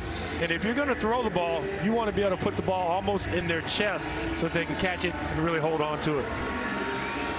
Tim Kelly, the offensive coordinator, will see his offense backed up to start this drive. Davis Mills has thrown 4 straight incompletions.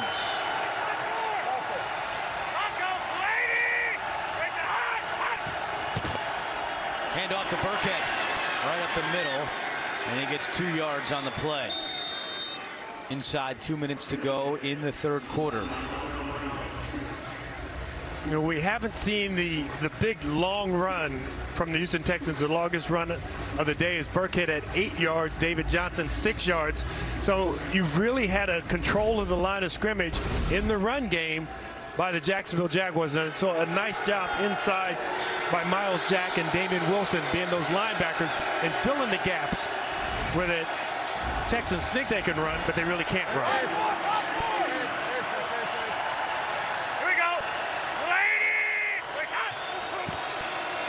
Hand off to Burkhead. And Burkhead, nice running, spinning across the 10 and still going. He's going to be a yard shy of a first down. David Culley saying it was a big boost to have Burkhead available to play in this game. You think back to last week against Seattle. Houston finished the game with only one running back. As Burkhead went out in the third quarter with a hip injury, David Johnson was on the reserve COVID list. It was just Royce Freeman at the end of the game a week ago. And he said it even stressed him in practice when he didn't have Burkhead and guys were getting extra reps. 3rd and 1, Burkhead, he picks up the first down, keeps the legs moving across the 15, and the Texans do not have to snap the ball the rest of the quarter. You know, Andrew, you always talk about second effort. Burkhead gives that continuous effort. He's even fighting for extra yards when he's getting up off the ground, handing the ball to the referee. You just love his energy and his intensity when he has the ball in his hands. Plano, Texas native in his first season with Houston. We are through 3. 23-13 is our score. We're back after this message and a word from your local station. How about this guy? Got a little music for him. That's right. That's right. 23-13 as we start the fourth quarter. Happy holidays from all of us at CBS. That's Burkhead, and he is taken down for a loss. Nice play by Devon Hamilton, second-year man out of Ohio State. Dewan Smoot told us that Hamilton's like two people in the middle for that Jacksonville defense. Third tackle today for Hamilton. How aggressive will David Culley be on second down? You're looking at this defense. They're attacking the line of scrimmage in the run game. Everything is tough there. But can you pierce them with the linebacker stepping forward and working in that second level? Play clock winding down, and David Culley's going to use a timeout. So now each team has called the timeout so far in the second half.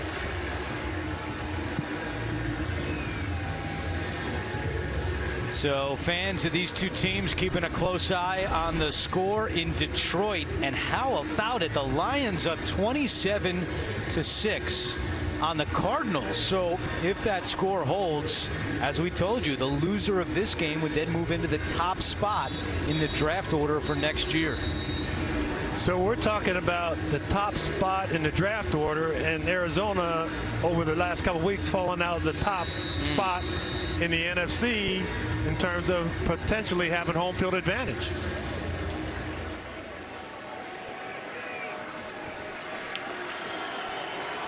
Yeah, James, to your point, this is just the third time since 1990 that entering week 15, no playoff spots had been clinched. Second down and 11. Mills, quick pass, caught by Farrell Brown. And he is dragged down by Chason. Chason, a Houston native, making the tackle for the Jaguars.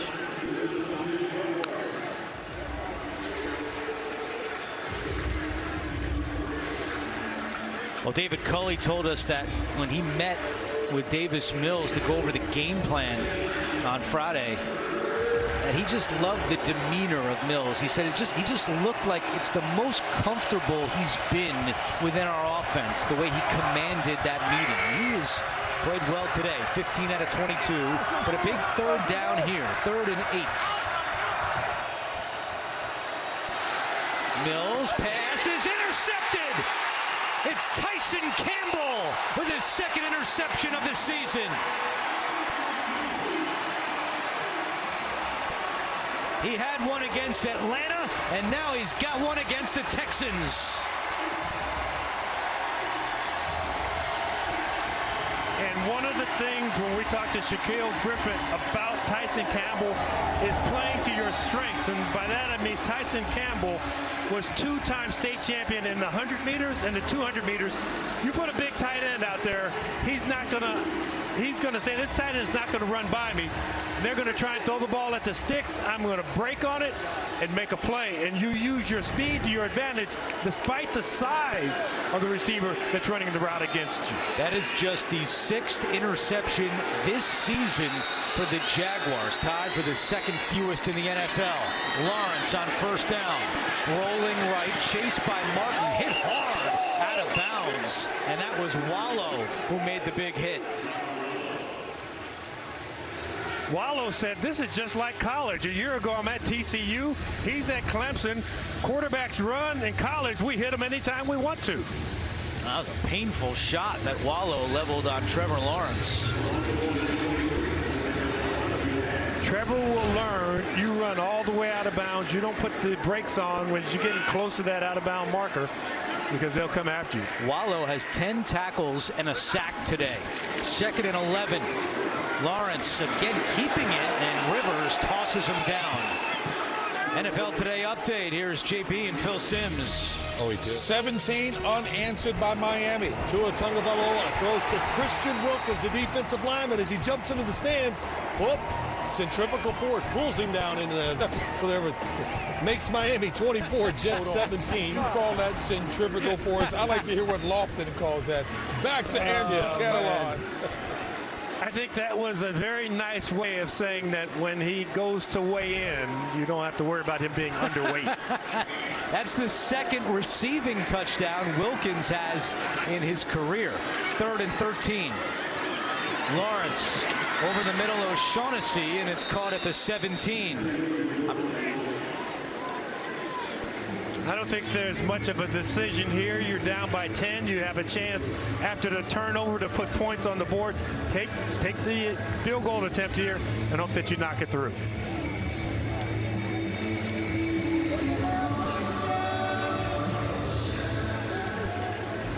So Matthew Wright is out there to try to make it a 7-point game. He's already made 2 today. This one is from 35 yards away.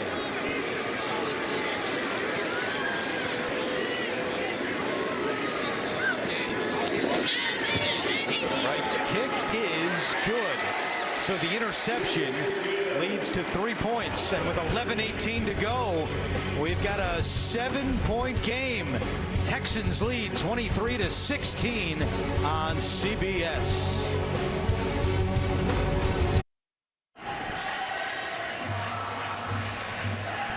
Jaguars kick a field goal after the interception by Tyson Campbell, and Davis Mills, after his interception, ready to get back out there, up by 7.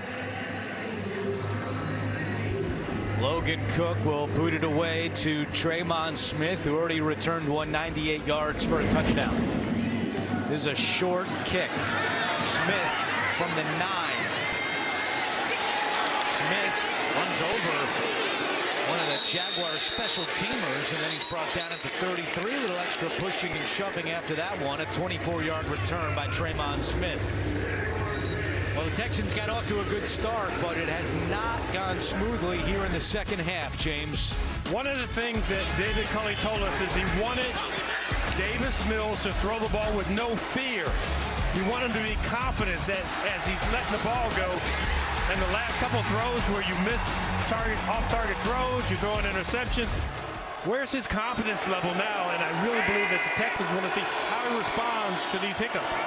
Royce Freeman on first down, and he's hit from behind by Malcolm Brown.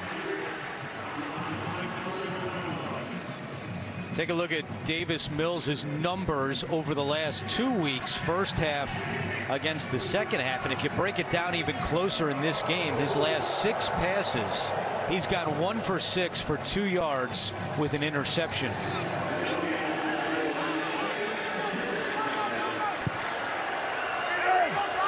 No gain on first down. It's 2nd and 10.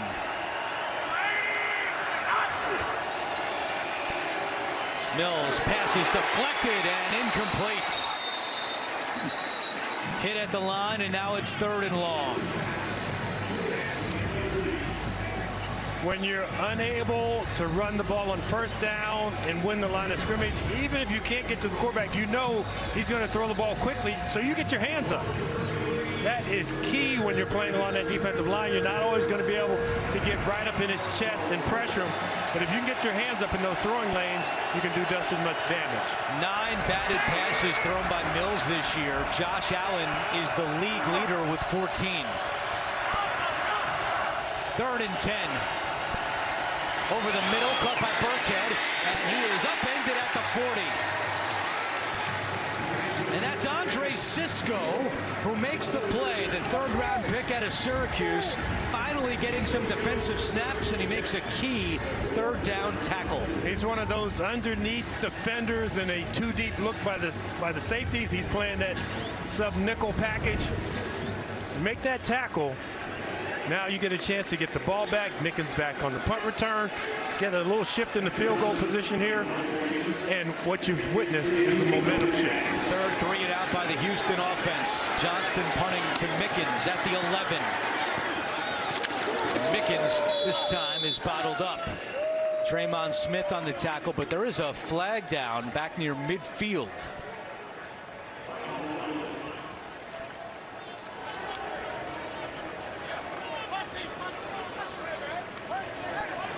And it's going to go against the Texans.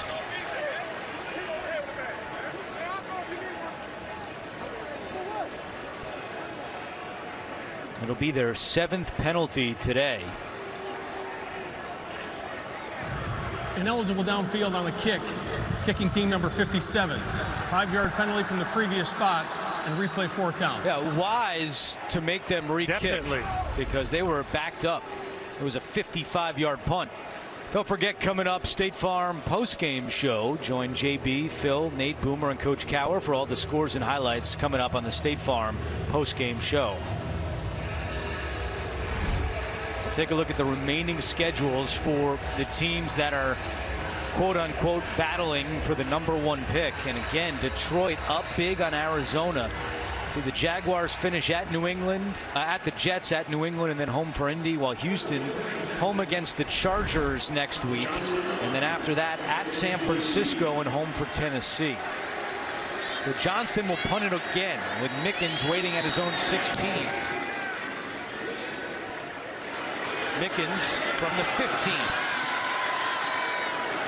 And tackled at about the 18-yard line, so they ended up getting about extra 5 yards by making him re-kick a 50-yard punt. So now an opportunity for Trevor Lawrence. 9:29 to go, down by 7. He has still only thrown 1 touchdown pass in his last 6+ games.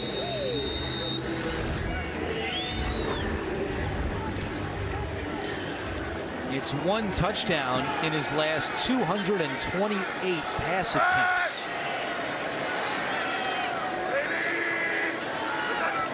First and 10. Hand off to Robinson.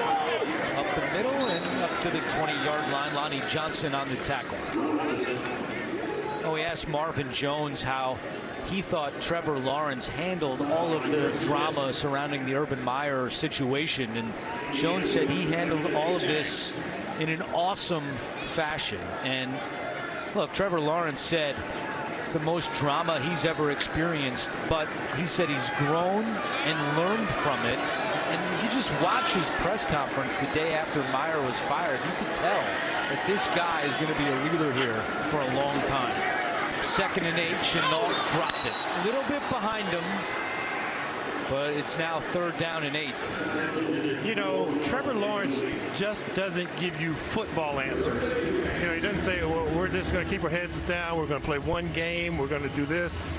He gives you, there's some thought in there as he's speaking. And so you could imagine he may be quiet around the locker room, but when he does speak, when he says something, that guys are going to latch onto it because he works just as hard as anybody else. We've been here for 2 ball games. Each time he's been late coming to our meetings because he's been throwing extra after practice. 3rd down and 8. Lawrence steps up, and that one bounces incomplete. So you thought maybe the momentum was flipping over to Jacksonville's side, but a quick 3 and out, and out comes the punter, Logan Cook. You had some static footwork there. By that I mean he really didn't get a chance to step into the throw and put that ball right on the numbers, which would have been easy to do right there. A little frustration there from Lawrence as Logan Cook is out. 4th time today the Jaguars have gone 3 and out on offense. Desmond King is back deep.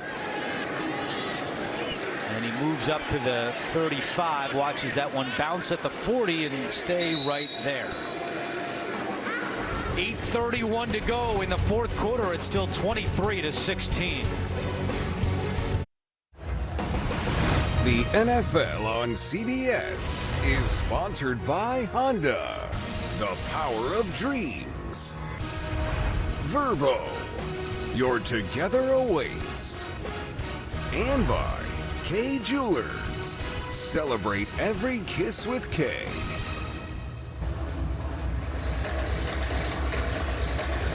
Welcome back to Jacksonville Texans up 23-16 over the Jaguars.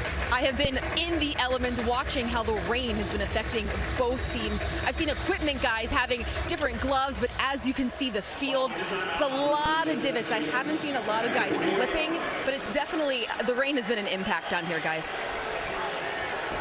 Yeah, no doubt about it, Sherry. It's a beautiful weekend, temperature around 80 degrees, but they were forecasting that rain to come in, and sure enough it has. With 8:20 to go and counting here in the 4th quarter, the Texans trying to put this one away and stop a 3-game losing streak. Yeah, the Texans really need this drive with this great field position to get that additional score to make it a 2-score game. And I believe that they're going to have to do it on the arm of Davis Mills, because you look at the run game, everything's been clogged up at the line of scrimmage. Burkhead just 29 yards, David Johnson 24 yards. So they've been able to pierce the defensive line of the Jaguars. Play action. Mills steps up and it's caught at the 40-yard line. That's the tight end Jordan Akins who brings it in. An 18-yard pickup. That ball, from our vantage point, looked like it went through the hands of number 5, Rudy Ford. He did get his hands on it a little bit. Great job and getting up to the line of scrimmage quickly in case that ball did hit the ground. Quick pass to Farrell Brown, makes the catch at the 40 and then tackled at the 42. Damian Wilson on the tackle for Jacksonville with 7:10 to go. Now Rudy Ford had a great chance to pick that previous pass off, but instead it's Akins with his first catch today. If I'm on defense for Jacksonville, I'm in punch mode, and by that I mean I'm trying to punch the ball out each and every chance I get. If I'm the second guy in, I'm punching hard at that football because its jerseys are a little wet, that ball's still a little slick. Mills back to the air. He's looking deep down the field for Cooks, and it's incomplete. Tyson Campbell had another chance for an interception, and now it's 3rd down. When you're a quarterback and you run a play action fake and all of a sudden your back is to the line of scrimmage, you've got to turn and locate your indicators, and your indicators are who's deep. That was a too deep look, but one of the deep players was a cornerback as opposed to a safety, and Jordan Davis Mills did not see Tyson Campbell early enough. You got to think, if you're Houston, from here it's a 55-yard field goal. You've got to try to make it a 2-score game, as James pointed out. Get at least 5 yards for Fairbairn. Cooks on Miles Jack right there. Incomplete. So it's 4th down and 8. 55-yard field goal from here. Fairbairn ran out on the field, and now he's walking back. I think you're closer to punting it, letting the clock run all the way down, taking a 5-yard penalty, and then punting the ball. And he is running out his punter, Cameron Johnston. But let this clock go all the way down. Take your delay, because you're more than 5 yards, so an offside penalty would not help you. 12 men would help you here if they'd run out the 12th guy. Mickens is back deep. And there's the delay of game. So James, you've got Fairbairn, who last week hit from 61, albeit in different conditions. Right. But already today has hit from 52 and 51. 5-yard penalty, 4th down.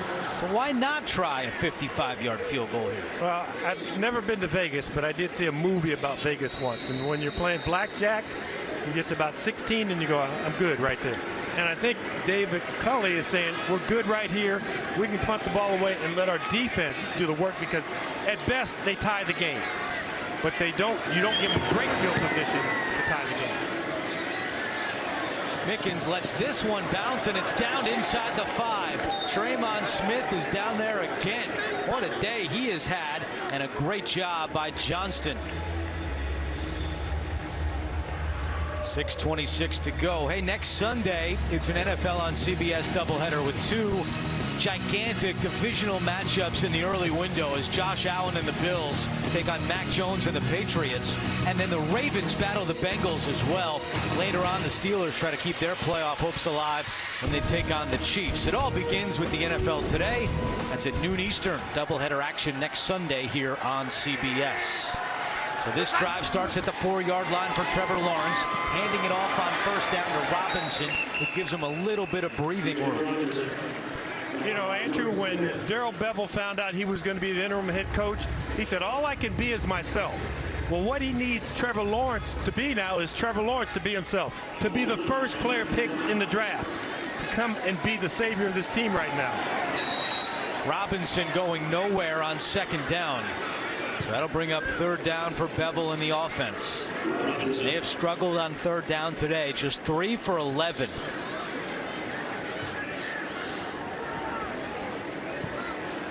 It's still Walker Little at left tackle for Jacksonville. Cam Robinson went out with a neck injury earlier and has not returned. And edge pressure is nice, but what happens in the face of the quarterback? How much pressure can you put right there between the guards against him? Lawrence pass is dropped. That would have been a 1st down, but Laquan Treadwell could not secure the catch, and some boos from the Jaguars fans here in Jacksonville, and you see the frustration from Bevell. They had that one. You know, I've been there where Laquan Treadwell is. It's a little wet, slip down, you want to catch it in your chest. Those chest pads don't work real well, and ball bounces off.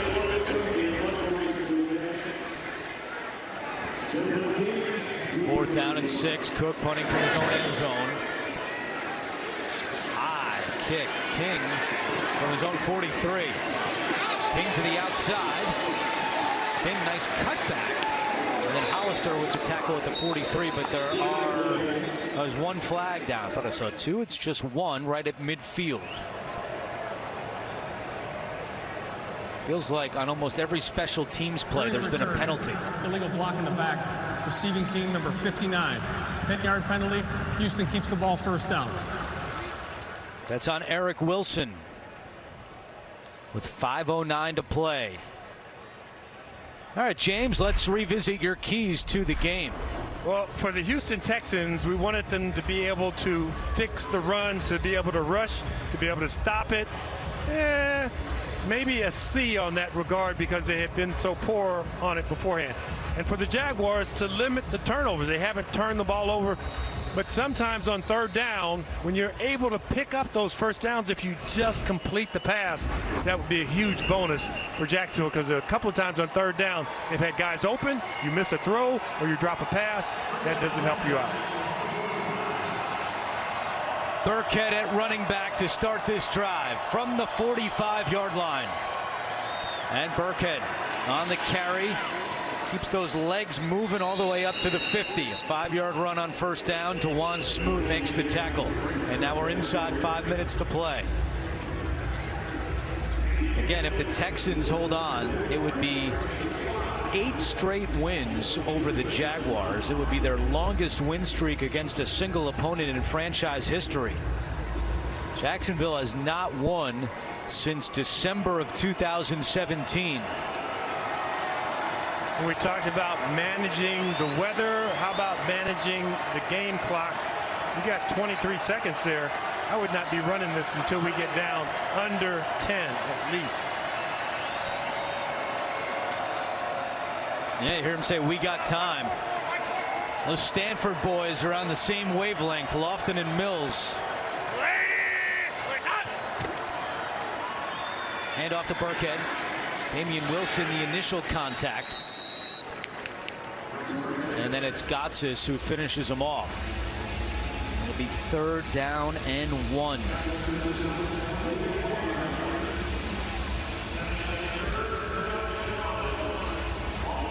You know, this is a little bit like the shot clock.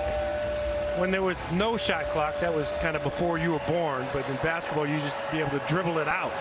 And that's essentially what the Texans are trying to do. You get this first down, use up a lot of clock, you get another first down, you continue to try and dribble this thing out. 3rd down and 1. Burkhead up the middle, hit behind the line, but he falls forward and he's got enough for the first down. And they love Rex Burkhead in that short yardage situation. They see him as a downhill runner, and he did exactly what they needed here. I told you, it is just one continuous effort. He's fighting for yardage even while he's still laying on the ground. So now you look at the clock. Inside 3 minutes to go. Jaguars have 2 timeouts remaining plus the 2-minute warning. And you see Darrell Bevel in the ear of the official on his sideline telling him he'd like a timeout probably after this play has been run. Back to Burkhead. And he gets a yard on the play. And there is the timeout by Bevel. Trevor Lawrence hoping to get another chance, but only 1 timeout left. Coming up, State Farm postgame. Our crew back in New York has all the scores and highlights coming up on the State Farm postgame show. And yes, the Lions are still in front of the Cardinals 27-12 with 4.5 minutes to go. You mentioned 1 timeout. You have 1 timeout and the 2-minute warning. So you're going to get a chance to get the ball back if you do not allow the Texans to pick up a first down here.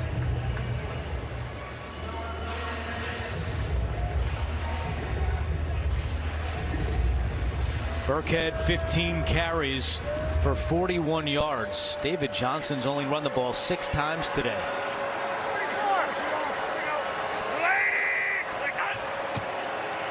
Back to Burkhead.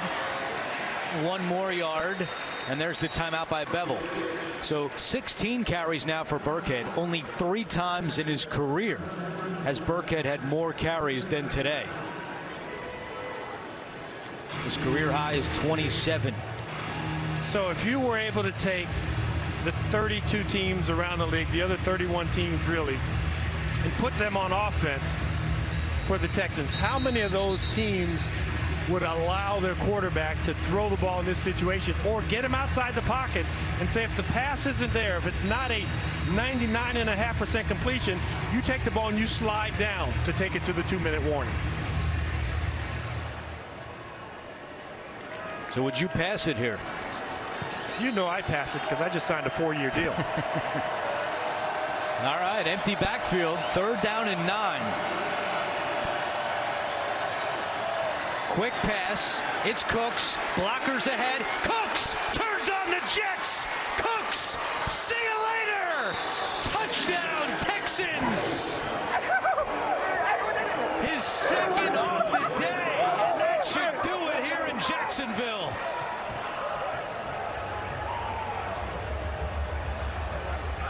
Great job by the Texans wide receivers to block on that screen to Cooks, and he does the rest.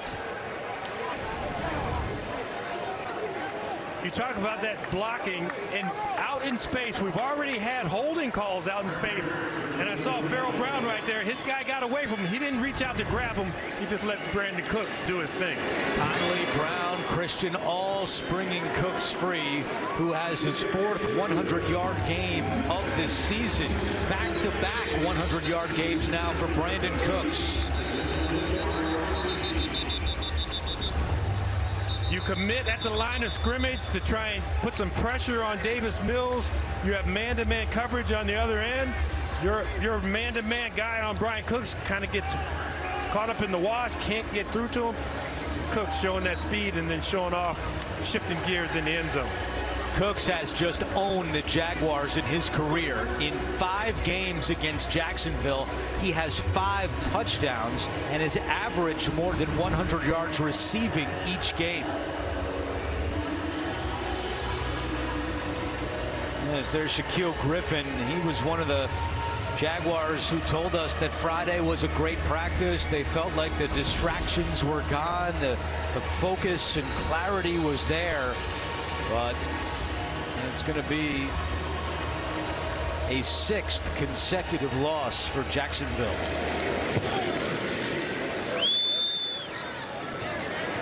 Touchback with 2:22 to go.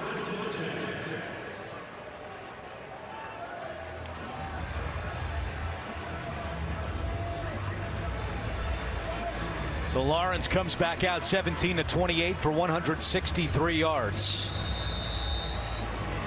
And unless he throws a touchdown pass the rest of the way, it'll be just 1 touchdown in his last 7 games.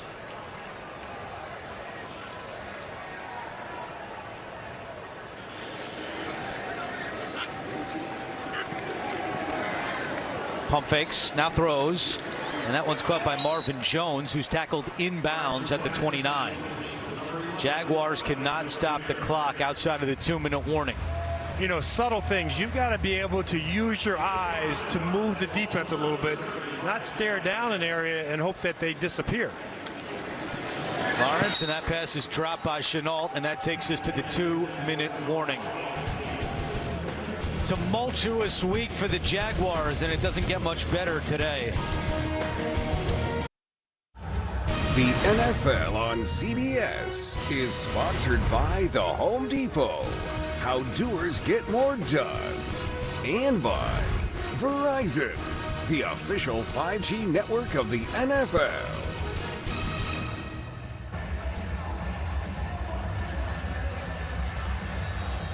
Final 2 minutes here in Jacksonville, and the Jaguars trail by 14. And if these results hold, it'll be the Jaguars who take over the top spot in the draft order with 3 games left to play. 32. 3rd down and 5.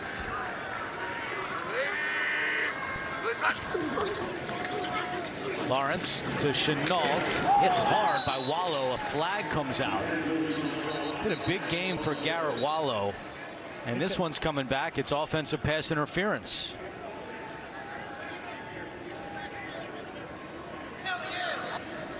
Pass interference, offense number 10. 10-yard penalty, 3rd down. It goes against Chenault. The old, your greatest strength is your greatest weakness. Chenault's greatest strength is that he's strong. Well, he went up and he just pushed off the cornerback right there. You've got to be a little more subtle. Run at one shoulder and then beat him across his face. Second time today, Jacksonville has been called for offensive pass interference. And now 3rd down and 15.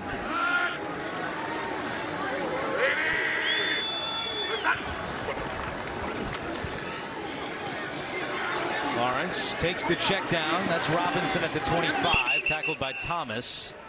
And it'll bring up 4th down and long.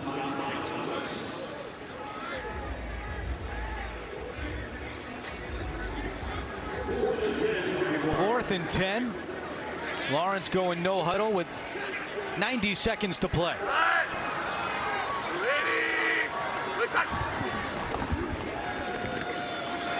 Pressure's coming. Lawrence steps up, throws on the run. Treadwell catches this one, and he's got the 1st down at the 39. Thomas and Hewitt combine on the tackle. Jaguars could not stop the clock. Tavon Austin, speed guy right there coming up, too. Lawrence will run it right up the middle. He's got room. He slides down across midfield.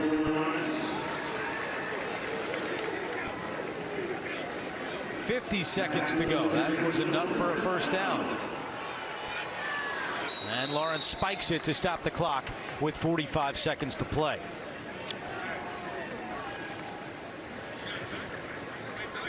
Well, the Texans, they're two best games of the season are going to be against Jacksonville. Bonus coverage coming up on CBS. Pittsburgh up by 6 on Tennessee with 2 minutes to go.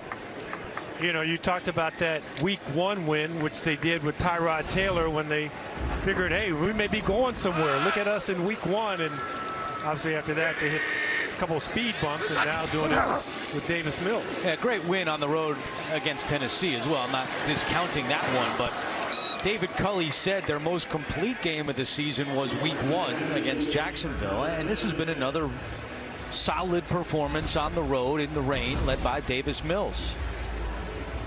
You can see 37 points in week 1. Then they averaged 11 points per game until today, and they have 30 on the board. And they did it today without creating a turnover, but they did have a special teams touchdown in the mix. Yeah, and also credit to Houston. We talked about it throughout the game. 11 players tested positive for COVID this week. They had 7 guys up off the practice squad. And this was a total team effort for the Texans. On 3rd and 10, Lawrence will throw it away. Ross Blacklock was applying the pressure. And now 4th and 10. You know, you look at it in the short range. What does this adversity do to Trevor Lawrence? You know, a guy who in high school won 41 straight games once he became the starter in high school. 2 state championships. Moves on to Clemson. 34-2 record at Clemson. National championship.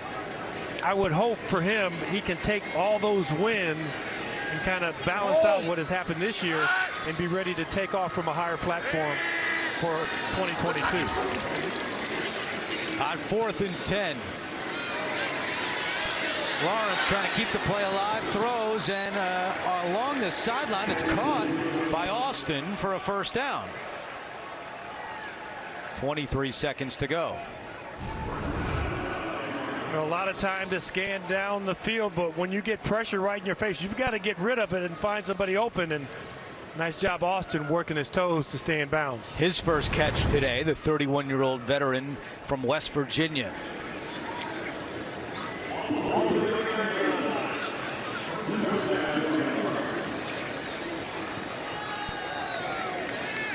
Ball's at the 39. I think they've got 10 guys on the field. Chenault has to go inside the numbers to be part of the team. Lawrence to Austin again. He dropped it. 5 drops today by the Jaguars.